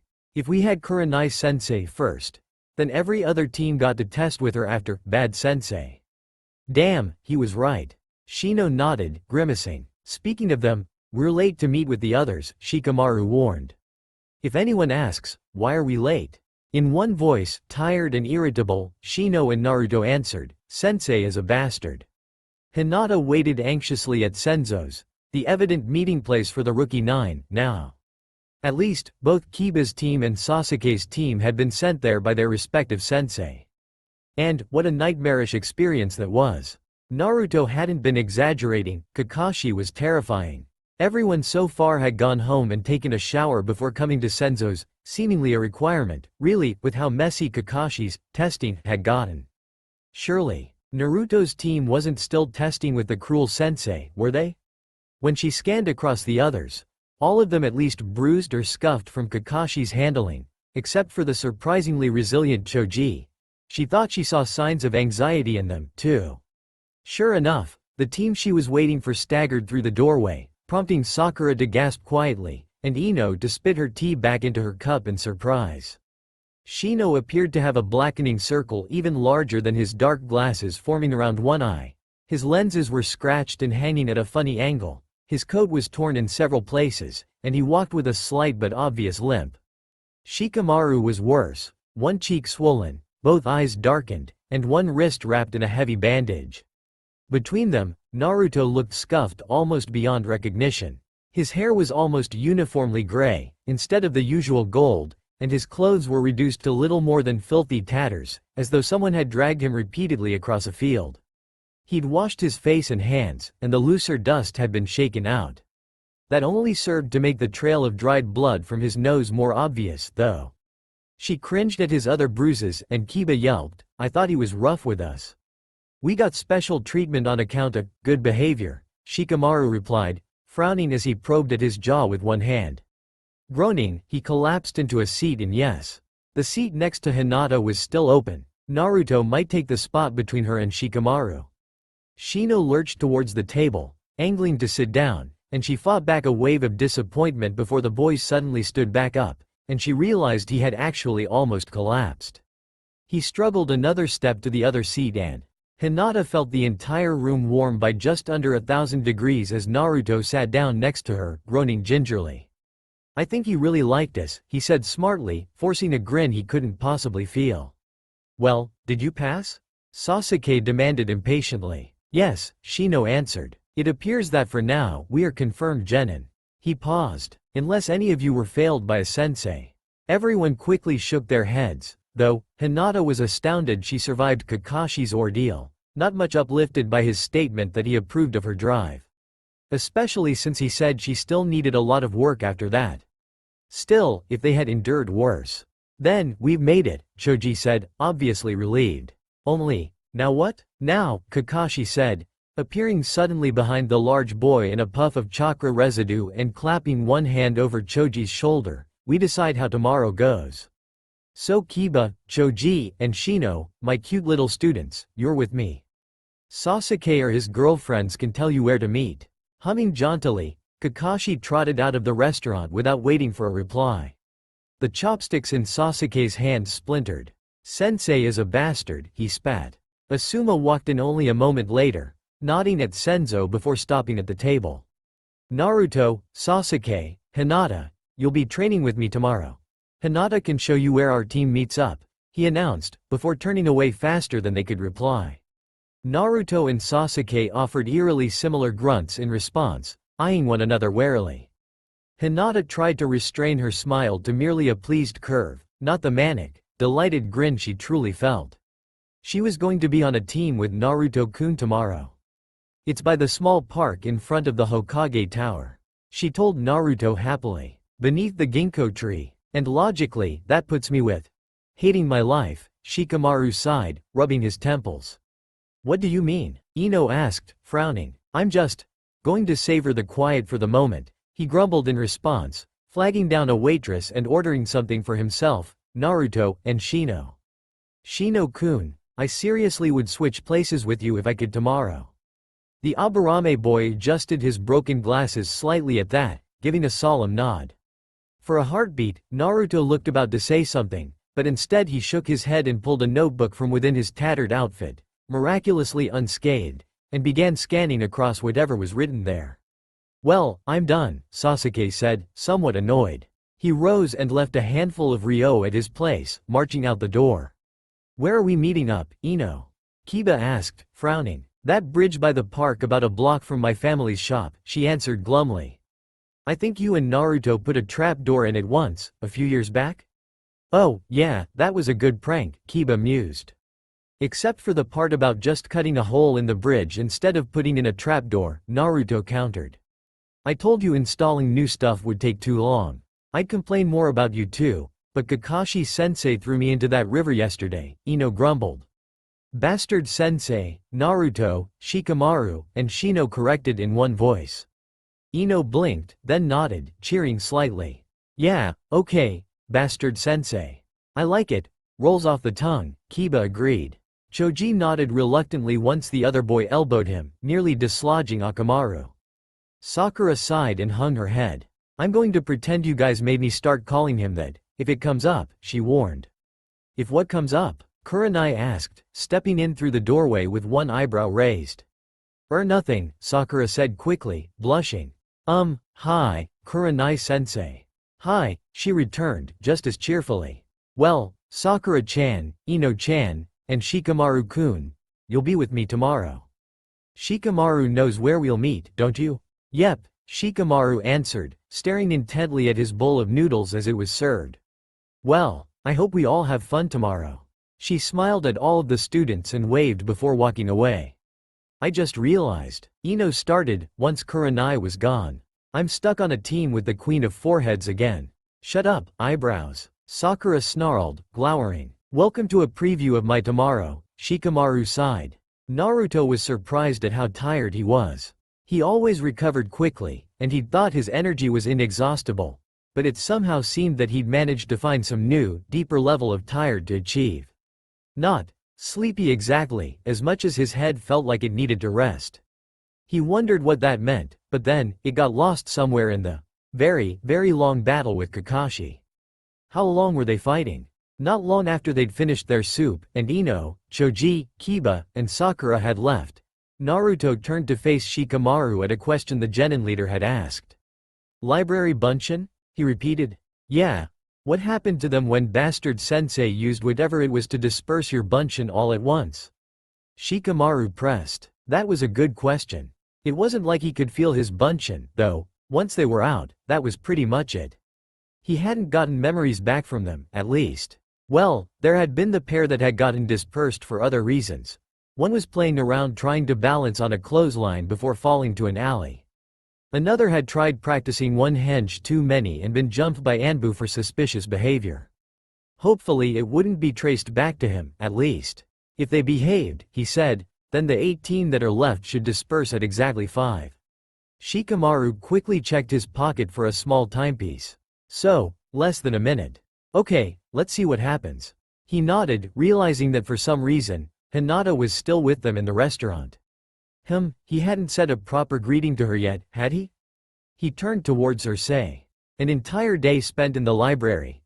Yeah, only one Bunshin would probably tough it out, but if he ever wanted to learn anything from the library, he'd need to that one and pick something to read.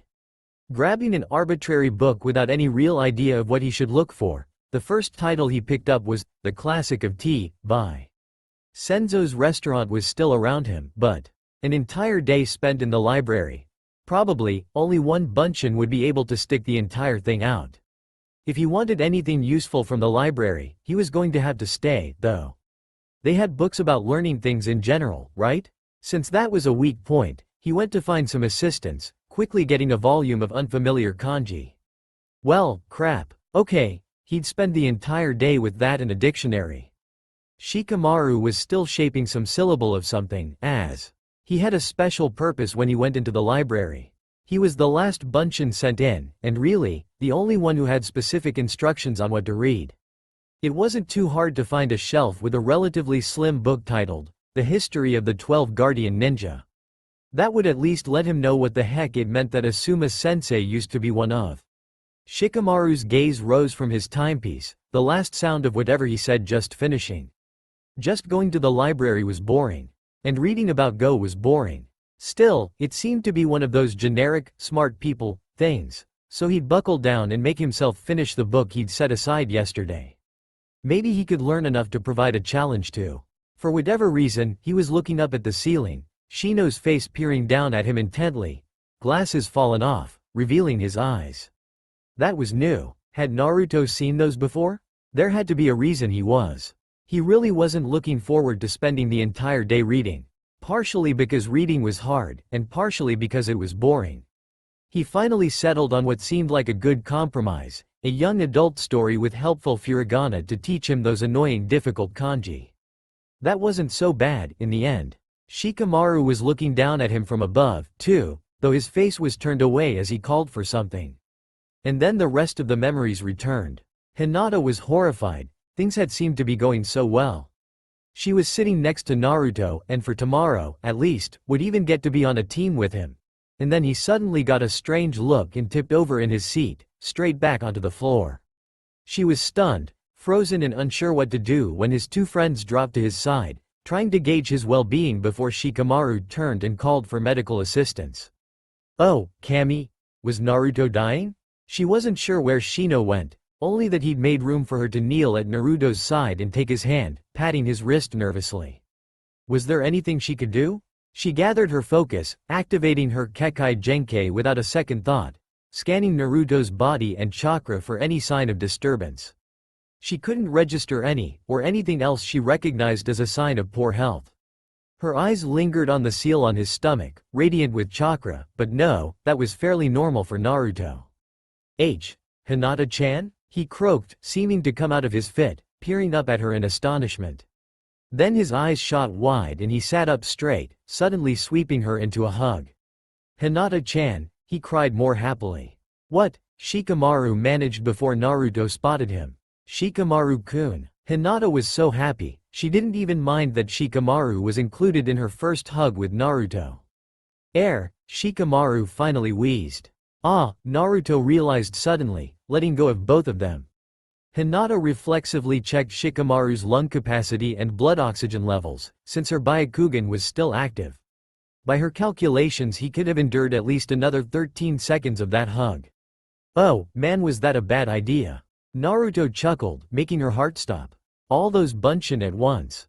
Her heart restarted. Okay, it wasn't her. She looked around, startled to realize that everyone around them was staring with something bordering shock. For some reason, Shino had knocked over someone else's table, smashed apart a chair, covered himself with someone else's food, and then decided to just lie there. Part of her mind registered that a perfect line ran from where she had been sitting, her current position, and Shino. This is my fault, so please let me pay for the damages. She blurted out, as soon as the aged proprietor came in from the kitchen, looking around in surprise. She hurriedly apologized again, handing over nearly half of her weekly allowance. Why had Shino broken that furniture, anyway? Well, he probably just panicked when he was worried about Naruto, like she had. Still, she couldn't let him pay for the damages, she felt somehow responsible. Senzo didn't really seem to mind that much, but accepted the money, assuring them that Ninja of the Leaf were always welcome regardless. It wasn't until she was outside with the other three that she let herself take a shaky breath and ask, what was that? To her enhanced sight, nothing had changed. Naruto was the same as ever, still a radiant beacon of chakra. Beyond that, he looked dizzy, and she could see his heart rate was slightly accelerated. Naruto squirmed a bit, but then haltingly explained how Cage Bunchen worked, and that he'd sent some to the library. So, he concluded, 18 of them managed to stick out the whole 10 hours and then reported back at once, is all. Shikamaru blinked and did some quick math. Naruto, he said with a frown, glancing around the street, that's a full week of time and then some reading. Yeah, he said slowly, frowning. I think the problem was it hitting me all at once, though. When I was on the floor it suddenly felt like I'd actually been gone that long without even, seeing any of you guys. He chuckled weakly at that, scratching the back of his head in embarrassment before fumbling for a notebook and hurriedly writing down a sequence of book titles and page numbers. Yeah, aiming for 20 is probably way too many. I think I'll tone it down to 4 or 5, and make sure they don't disperse all at once. Hinata was momentarily speechless, finally releasing her Byakugan. Naruto. Suddenly taking an interest in the library? A sudden inspiration hit her, and she offered, if you're studying for something, maybe I could help? Maybe. Naruto agreed, laughing uncertainly. Maybe take a break for a bit, Shikamaru mused, raising an eyebrow. Hell, you just spent a week studying. Relax, do whatever. But like you were told, don't overdo it. I feel really tired, but like it's all in my head, Naruto mused, frowning. Honestly, I think it felt longer when we fought Bastard Sensei. It may be wise to sleep, Shino noted. There will be time for more study later. Hinata felt her hopes dashed once again. Yeah, that sounds like a good idea, Naruto agreed, nodding. You can come by tomorrow before I send my library bunshin out, Hinata-chan. Oh, okay, she agreed hurriedly, feeling elated once more, so much excitement, being around Naruto. She thought her heart was about to burst. Where do you live? Well, follow me, I'll show you, he said, grinning. Come on. Feeling like she was floating, she nodded eagerly, wondering where he got the energy to run if he were so tired. Well, Shikamaru drawled dryly, watching Naruto lead Hinata as they trotted away. That was interesting. An observation, Shino remarked, frowning, looking down at his arm, where his coat had been torn. What's that? Shikamaru mused, thinking about Naruto's experiences. How long until he had enough chakra to make a kage bunshin? Hinata is capable of hitting harder than Bastard Sensei has elected to strike me so far, Shino said, raising his gaze. Shikamaru blinked, glancing around the street again. Really? He asked, despite the fact that he doubted Shino would lie to him. The other boy gave a solemn nod in response. Shikamaru tugged at one earring thoughtfully. She seems to really like Naruto-kun, too. Obviously. Not to him, though. We'll have to share a good laugh at his expense once he figures it out, Shikamaru noted. Agreed. He knew Shino had a sense of humor in there somewhere. Until then, I'm willing to bet that she could teach Naruto-kun a thing or two about taijutsu. A family style? Shino asked doubtfully. Oh, right. Damn. No wonder it seemed like such an obvious solution. That won't really do, then. We are seeking a taijutsu instructor? Shino asked. Kind of a side project I've been considering, Shikamaru allowed with a shrug. Basically, just trying to figure out who Naruto can practice with when we're doing training on our clan jutsu. Shino nodded slowly at that. Perhaps merely giving firmer direction with his bunshin, he suggested? Yeah, that's probably a good start. Anko had spent most of her day watching Kakashi train his students. She'd really meant to follow Shikamaru around covertly, see what her cute little chibikage was up to. Kakashi had evidently either decided not to watch out for the kage bunshin she'd left watching his training grounds, or she had been that good at sneaking up on him. She was confident it was the former. That meant that she had to strain her chakra reserves to make an extra bunshin to watch over Shikamaru, and then run all the way around Konoha to Asuma's team to tell the bunshin they're not to move after all. Anko being Anko, that meant that she naturally was ambushed by her own bunshin, playfully, of course, since she couldn't fight back without wasting all that chakra. So she got to Kakashi's training ground in time to watch him fling two Kunoichi and the Uchiha heir around. The genin wouldn't spot it, but Kakashi was playing safer than they thought. His own kage bunshin were throwing water jutsu beneath the young ninja before they hit hard-packed earth. Mild pain and some humiliation, instead of just raw pain? Not what she was used to, but she supposed that even one of the genin being killed meant the project would be a failure, and the Hokage would be displeased. To say the least, the practical upshot of all of her efforts was the fact that as far she knew, she was the only one among the teachers with a bunshin to catch the Chibikage's team's extra scouting work. Now that was impressive, not that there was anything for them to actually find. She thought Kakashi should be proud of that. Those three weren't content just to try and see underneath the underneath. They were trying to tear the underneath's head off to peer down its throat. Despite what she had told the other teachers, she really wasn't sure what to make of the other students, though. On the other hand, if the Chibiuka's personal team were dead set on trying to fix the teamwork flaws in the Rookie 9, well. She was shaken from those thoughts when she reached her apartment, frowning to realize the door was unlocked. A kunai impaled on her door pinned a note in place. Kakashi's handwriting, followed by a simplified, unreasonably happy version of his own face in lieu of a signature. The message was a simple, "Can I have my book back?" Pursing her lips, she wrenched the kunai from her door and absent-mindedly pocketed the note. Yeah, she supposed she did owe him the book back. She'd gotten a hell of a lot more fun out of it than she'd originally expected. "All right," she said, swinging the door open. "I finished reading it, so you can have it back. Now, what are you doing in my apartment?" The legendary copy ninja was sitting on her sofa, flipping through a magazine with one hand, while the other held a carafe of sake. "I don't have my lucky lovely Kunoichi summoning book?" he asked, tilting his head to one side slightly, seemingly fixed on the magazine. "Flattery will get you quite a bit," she replied, closing the door and settling onto the couch next to him before pulling the book from her coat. "Kinda makes me wish I had my own place in the mountains." He nodded absently, neither looking or reaching for the book. Annoyed, she tossed it onto the table. "You can't get sympathy from me if I have no idea what you're beating yourself up over," she warned. "It doesn't really shine. But that doesn't make it less true," he mumbled in response. "Not truly. That was different." She had the strangest feeling that whatever he had said, it was one of the most truthful things he'd ever said. Was Kakashi drunk? He was staring at a very bland advertisement for a new soft drink, and Anko had a very hard time imagining him caring about that. She leaned close to him to sniff his breath curiously, but crossed some invisible boundary that roused Kakashi from his distraction. His visible eye flicked to her and then away. "I was thinking of reading a bit," he said in response to her nearness. "But I might be persuaded otherwise." Not betraying her alarm, she gave him a dubious stare. It was one thing to play cat and mouse with Kakashi, but this sudden change in demeanor from tolerant indifference to submissive acceptance. Something felt wrong about it. He didn't smell enough of alcohol for her to believe he was really impaired, and he was a ninja, anyway. Like most, he probably had techniques to control how much liquor affected him, or at the very least, he could probably sober himself up in a few seconds. So, what was he doing? With a sudden flash of insight, she realized he had no one else to share his problems with. Guy wouldn't really understand, though he'd genuinely try to cheer Kakashi.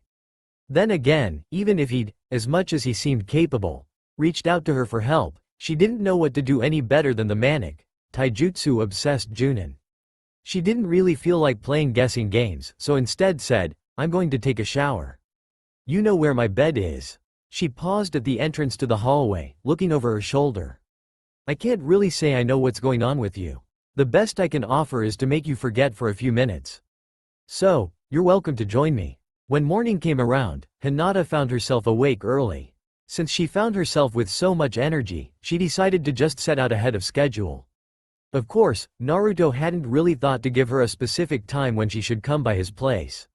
Then again, she didn't want to come over too early. She settled on what seemed to be a compromise.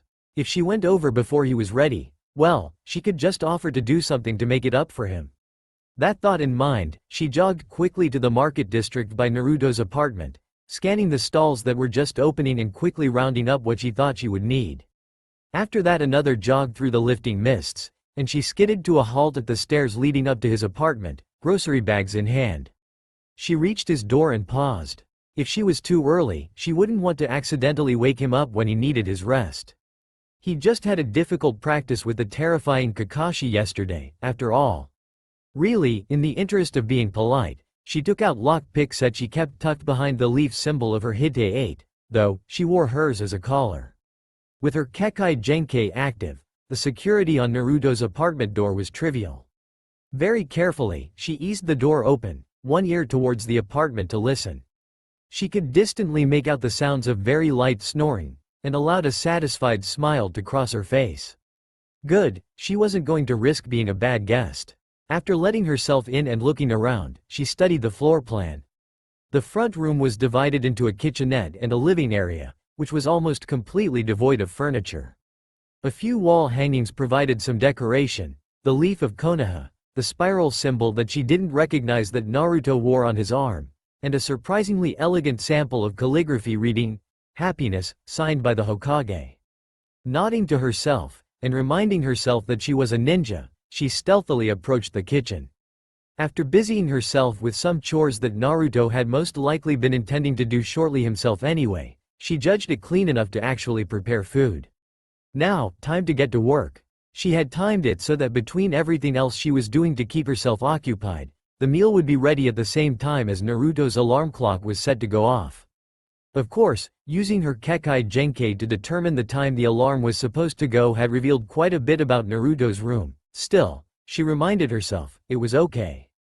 She wasn't actually going into his room or anything, just looking to see when the alarm clock was going off, and absolutely not peeking around at other things along the way. What cute pajamas. She wrenched her attention back to the stove, forcing those thoughts away.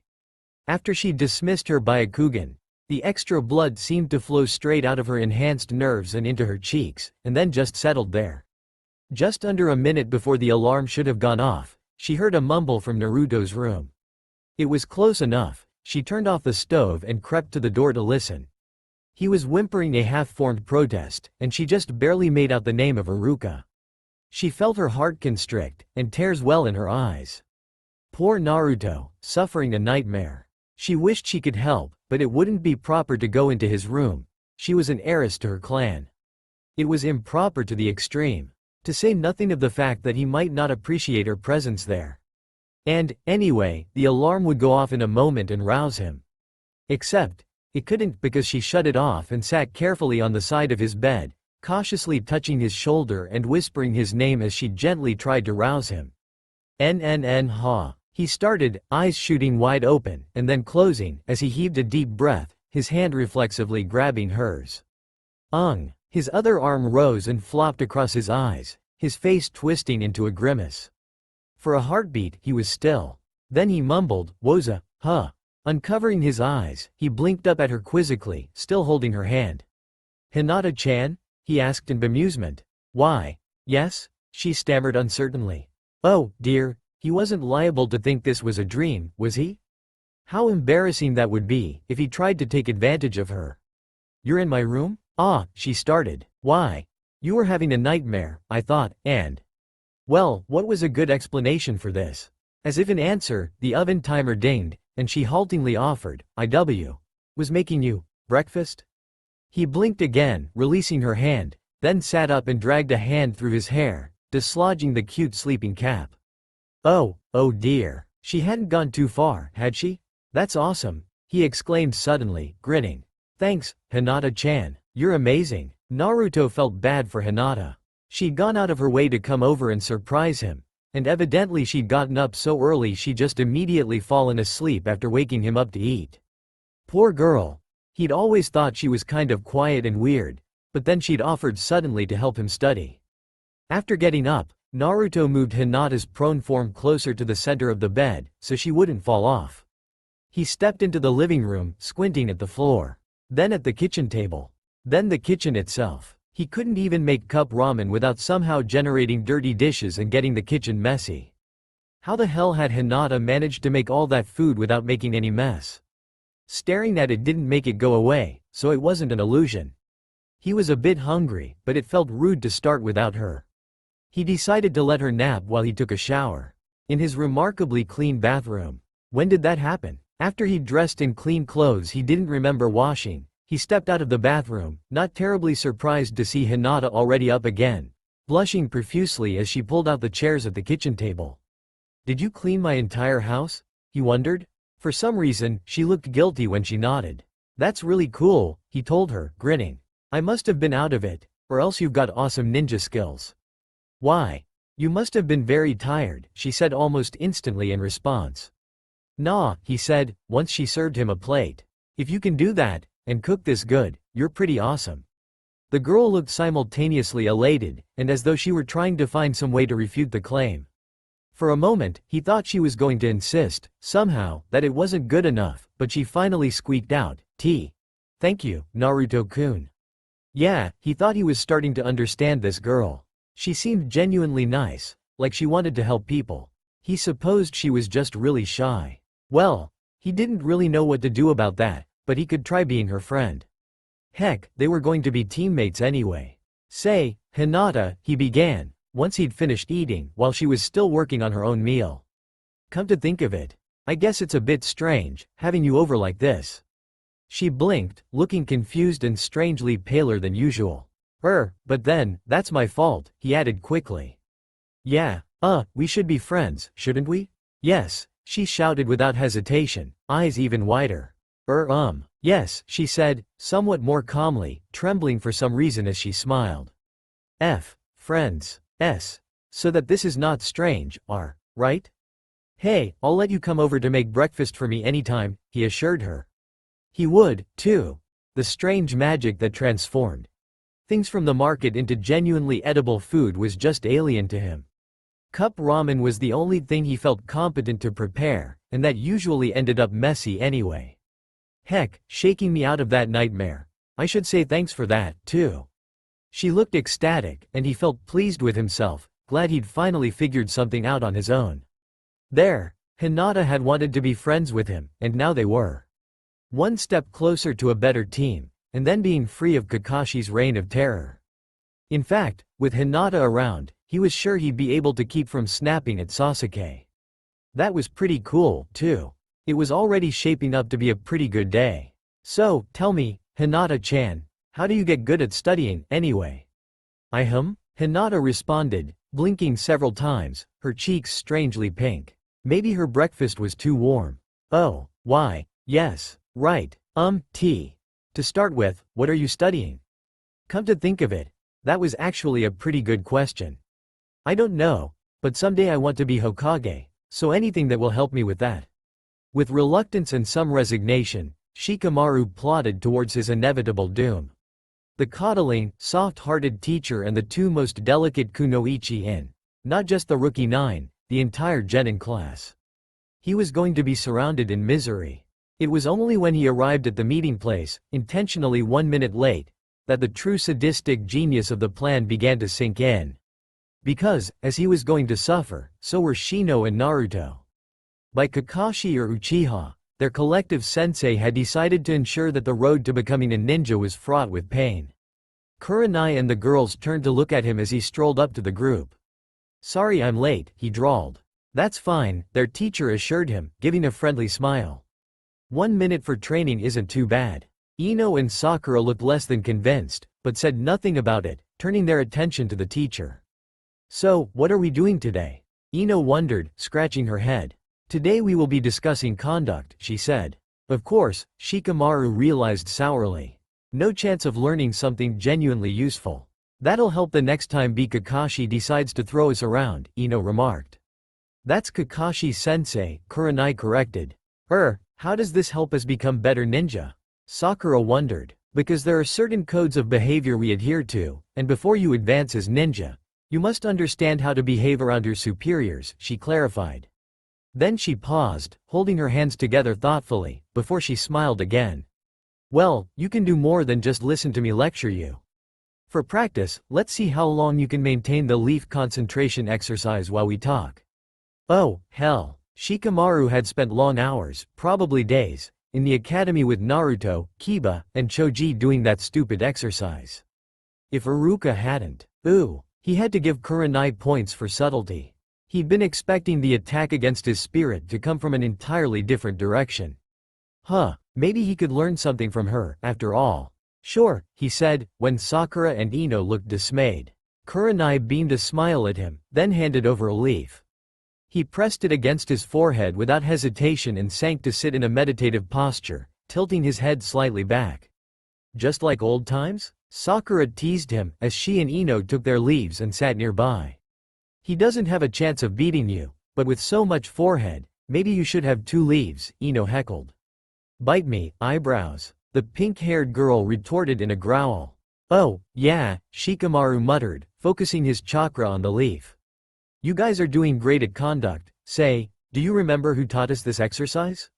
Both girls shot him surprised looks before falling completely silent, the reminder diffusing their argument before it could properly heat up. Much better, Kurenai said, when none of the students spoke for a full minute. Now, there will be a test on this lecture once we're finished, but keep those leaves in place. Asuma surveyed his charges, standing around him in a semicircle, all of them on time. Hinata and Naruto had arrived together, the girl blushing and stammering, unreasonably cheerful for someone who had endured Kakashi's training only a day ago. He nodded at that thoughtfully, mentally confirming who Hinata's certain person was. Kurenai's observation on that count had been spot on, unsurprisingly. Sasuke had arrived very shortly after, looking completely indifferent to his teammates and simply waiting expectantly for Asuma to speak. Naruto and Hinata said nothing once the other boy came into visual range. Even though it was time for the lesson to begin, he remained quiet. He had a pack of cigarettes, but given time, like the present, he preferred to roll his own. While his students watched him expectantly, he very slowly went through the process, covertly studying their reactions. Sasuke hid his impatience, waiting. Naruto quickly got bored of watching him and looked around aimlessly, obviously fighting an urge to fidget. Hinata altered between trying to steal glances at Naruto and watching Asuma uncertainly. Eventually, he finished rolling the brand and brought it to his lips, hiding it from their sight as he used some simple chakra shaping to create a spark in the tip. Come to think of it, with a Sharingan and a Byakugan among his students, he probably only really hid it from Naruto. No matter. He waited until his cigarette was finished and Naruto appeared to finally be on the verge of speaking before addressing them. Today, he intoned solemnly, "We shall learn to breathe." Sasuke was unimpressed. Hinata seemed accepting. Naruto looked annoyed. "Follow," he ordered, turning and leading the trio out of the park where they met up, and to a calmer place. Not quite a park, just a secluded, undeveloped corner of Konoha, along the bank of the river. At other times of the year, it would be more scenic, but year-round, it was quiet. "Sit," he commanded. His students did as instructed. A fallen tree branch provided a good stick. Once he snapped off a few unneeded twigs. First, to breathe, you must maintain posture. He walked around them in slow circles, prodding Naruto first in the upper arm. "Sit up straighter," he instructed. "Relax your shoulders." Sasuke watched intently, adjusting his own sitting posture to match Naruto's, and Hinata did the same. "What does sitting have to do with breathing?" Naruto grumbled, adjusting himself as per Asuma's demands. "Everything," he answered, carefully explaining nothing before he went to Hinata. "Too much tension," he informed her. "Relax your elbows and hands." By the time he got to Sasuke, the boy's posture was almost right. "Chin lower," he advised. "Relax your neck." "Now," he instructed, "close your eyes, and let your breath be the breath of the world around you." Before Naruto could ask, he explained, "The measure of your breath should be constant. Focus on that more than anything else. Drive all distractions from your mind and think only of your breathing. Regular breaths, in for the count of 3, out for the count of 4. The entirety of your awareness should be on your breathing and nothing else." "Then what?" Naruto protested. "Then, stop thinking about that, too." It only took about 10 minutes for Naruto to verbalize the frustration he could sense in all three of them. "Why is it so hard not to think?" he grumbled, seeming to be completely stymied by the concept. "I would have thought you would have a gift for that," Sasuke shot back, unable to resist. Naruto made an annoyed sound in response, but didn't otherwise rise to the bait. Hinata gave Naruto a sympathetic look before eyeing Sasuke dubiously, which he ignored. Asuma rolled another cigarette and watched his charges obediently try to meditate.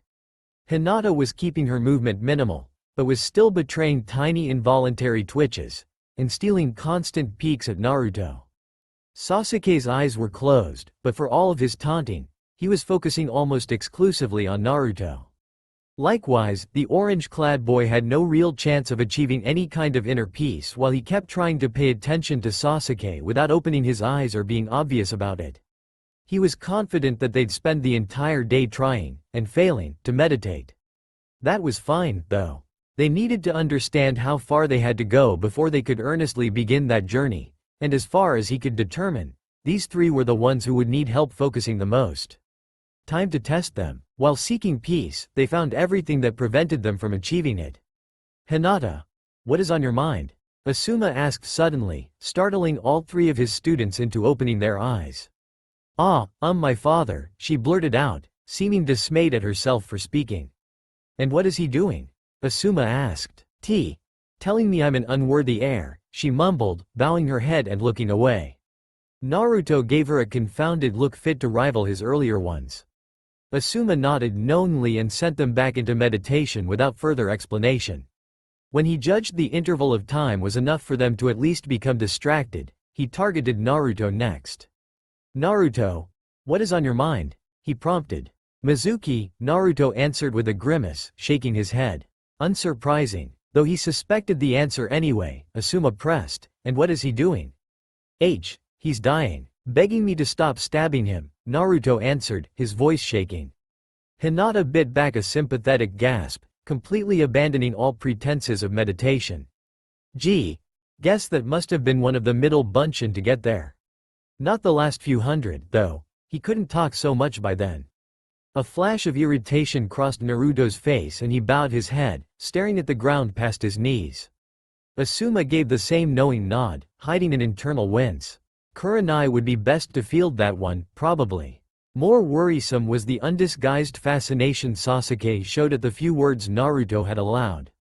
There was no doubt in anyone's mind what was coming next, so Asuma waited until it would have been reasonable to stop for lunch before deciding that Sasuke had become as settled as he would for this exercise. He prompted Sasuke, just as the others. His response was a clipped, "My family."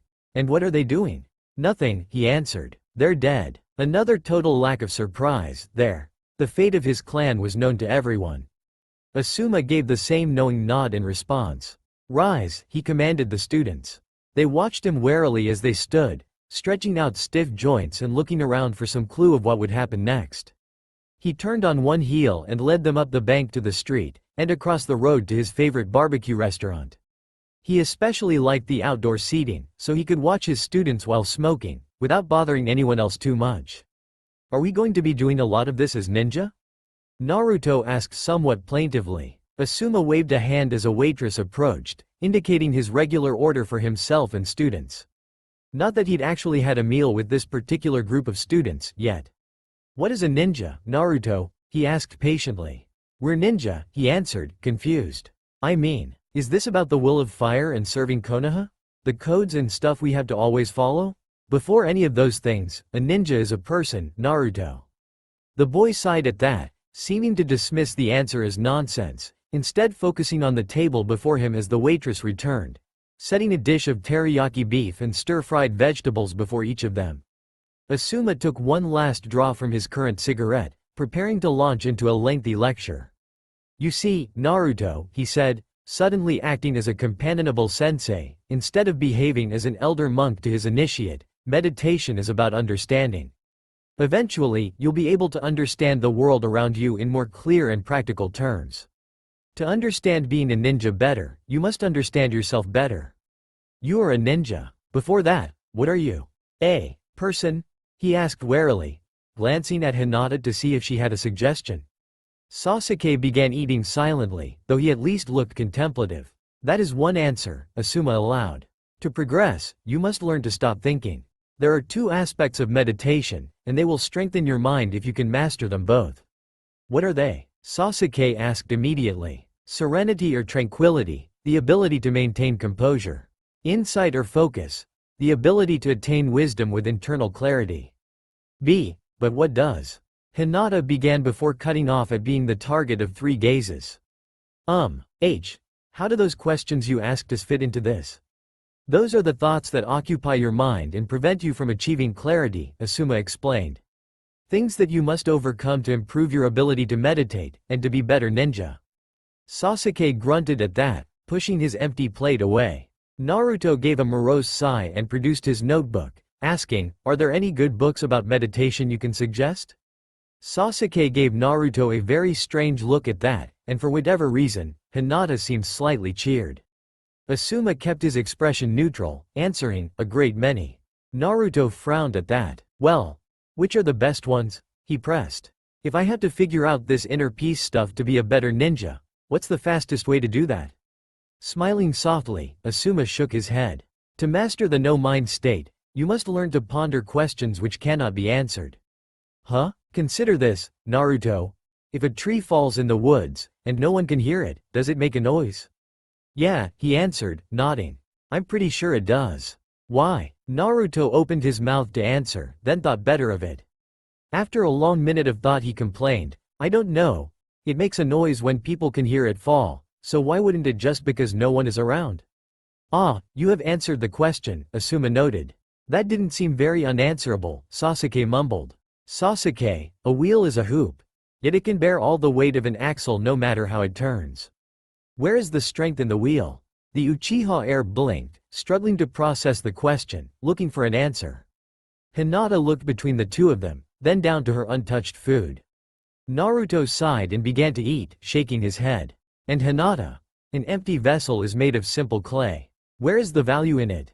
Yeah, Naruto got an easier question, Sasuke grumbled. Is that so? Asuma asked, leaning closer to the Uchiha heir with an amused smirk. What's your answer, then? The shape? He guessed, his expression doubtful. I see, and Hinata? The value of the vessel is the empty space within it? Hinata posed haltingly, looking fearful of his response. Asuma was nothing short of amazed, she'd actually figured it out.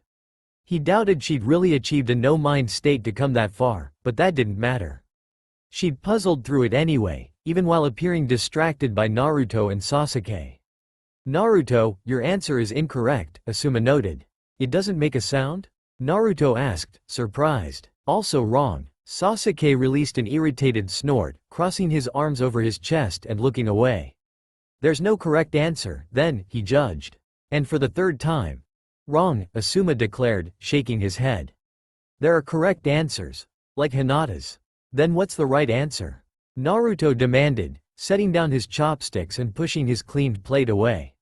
For a ninja, the answer is, it does not matter. The tree has fallen. Naruto made a sound of disgusted despair, dramatically dropping his head to the table. Meditation sucks, he whined. Good. You are losing your illusions and preparing to approach enlightenment. Fine, Sasuke said crisply.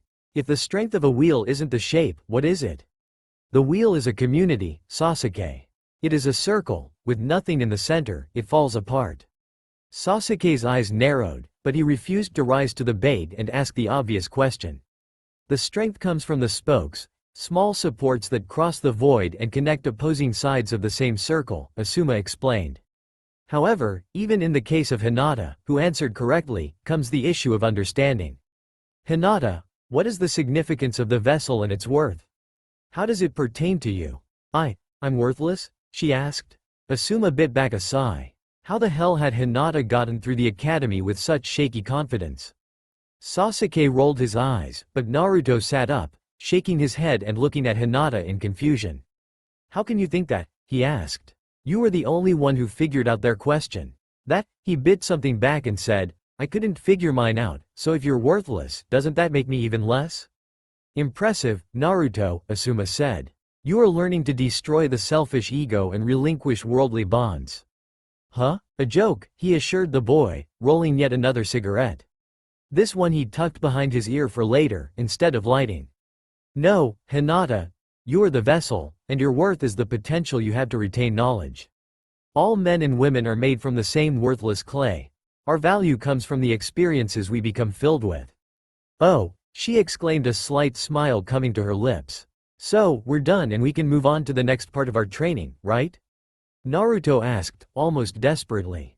Correct, he agreed. Next, we shall return to the riverbank and meditate in utter silence. Your question is this. What is the sound of one hand clapping? The orange-clad boy groaned, adjusting his hite-8 with resignation after Hinata pushed her plate away, finished. Follow, Asuma instructed after rising, slipping back to the role of senior monk tending his acolytes. The assembled rookie 9 collected at Senzo's once more. Shino, Choji, and Kiba looked significantly worse for wear, the rotund boys seeming to have taken the least actual damage. Naruto winced in sympathy for Shino. How many of those coats was Kakashi going to ruin? Bad enough that Naruto had to use his backup orange jacket. Well, Sasuke grumbled in a frustrated tone, did anyone else have fun?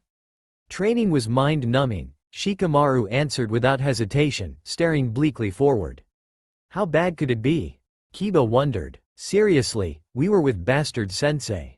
Try and come up with something worse than that. Remember the leaf concentration exercise? The shadow user asked irritably. Ah, crap, Kiba sighed. Well, what about Asuma-sensei, then? Was he at least reasonable? Hey, Kiba. Try to not think, Naruto called. Huh? What? Acting like you? He asked, smirking. Rolling his eyes, Naruto waved the insult away, warning, Sasuke already did that gag, and better than you. Damn, nothing is going my way today. Kiba whined. Yeah, but seriously. Spend a minute and try to think of nothing at all, Naruto said, unable to keep the frustration from his voice. Oh, yeah, Ino remarked, nodding knowingly. Learning to blank your mind so that your conscious thoughts are suppressed is pretty hard at first. Yeah, it's totally wait, you know how to do that? Naruto wondered, staring at the blonde in amazement. Figures that Blondie knows how to empty her head on command, Sakura jibed. That's nothing, Kiba retorted, before Ino could reply. I'll do it, watch. Kiba closed his eyes and took a deep breath, Akamaru looking down at him with a remarkably doubtful expression. Sasuke didn't even wait a full minute to ask, so, what are you thinking about, Kiba? Akamaru, he answered, opening his eyes. Wow, that actually is really hard. It's easy once you get the trick of it, Ino assured them, smirking. Maybe I'll help you guys out, but not when Sakura's around. Since she's so smart, she can figure it out herself. Well, forgive me for not having a clan to give me those kinds of advantages. Sakura snarled. Who knows? Ino asked with feigned innocence. Maybe you have an undiscovered Kekai Genkai, or will make some sort of previously unheard of forehead-based jutsu. Oh, that's it, Sakura yelled, jumping to her feet. Shikamaru squinted up at the lights in the restaurant, then suddenly threw both arms out, almost hitting Ino in the chest and Sakura in the hip, announcing, Kagemane no Jutsu, successful. Shikamaru, Sakura growled, held still by the other boy. Once I get out of this, I will kill you. Yeah, stop holding me back. Ino snapped, both girls trembling, unable to move. Or maybe you two can stop making a scene in a public restaurant, he replied in irritation. Pardon me if I seem to recall an entire day of training about proper behavior while you two were busy sniping at one another. Important update, girls, the teachers almost certainly know you two hate each other.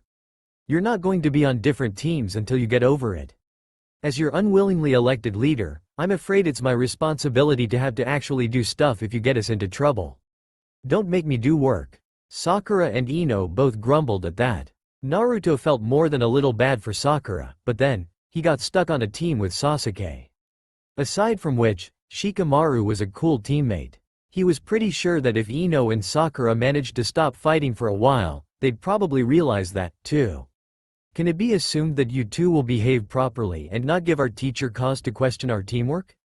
Shino asked, rising from his chair. Sakura growled wordlessly, while Ino grimaced and grudgingly allowed, fine. Alternately, I will drain your chakra with my Kakaichu. Shino paused, and even scuffed. Naruto was impressed with how intimidating he looked, tilting his head slightly and causing the dark lenses of his glasses to flash like angry mirrors. Training with Bastard Sensei has caused them to become quite hungry. Okay, Sakura cried. Fine, but she started it. That sounded like argument, Shikamaru noted. Okay, Sakura mumbled petulantly. Just let me go, already. Shikamaru grunted, and didn't seem to do anything, but the girls were able to move again, Ino shifting her shoulders uncomfortably, and Sakura settling into her seat. So, Kakashi asked brightly, appearing in a puff of smoke once more. Who's this, Bastard Sensei? He sounds like a real motivator. Naruto bit his tongue. He makes me want to do things, alright, Kiba grumbled. Ah, my cute little student misses me, he exclaimed. Kiba sniffed imperiously, but Kakashi ignored him, reaching out to pat a surprisingly eager Akamaru.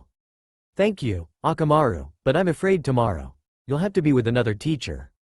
Akamaru allowed a curious, slightly confused whimper in response. Hinata, Kakashi exclaimed brightly, almost causing the shy girl to spill her teacup. Tomorrow, your team will meet with me for training. Won't that be fun? You. Understood, she replied, blinking. But, my team? Yep, see you tomorrow, my cute students.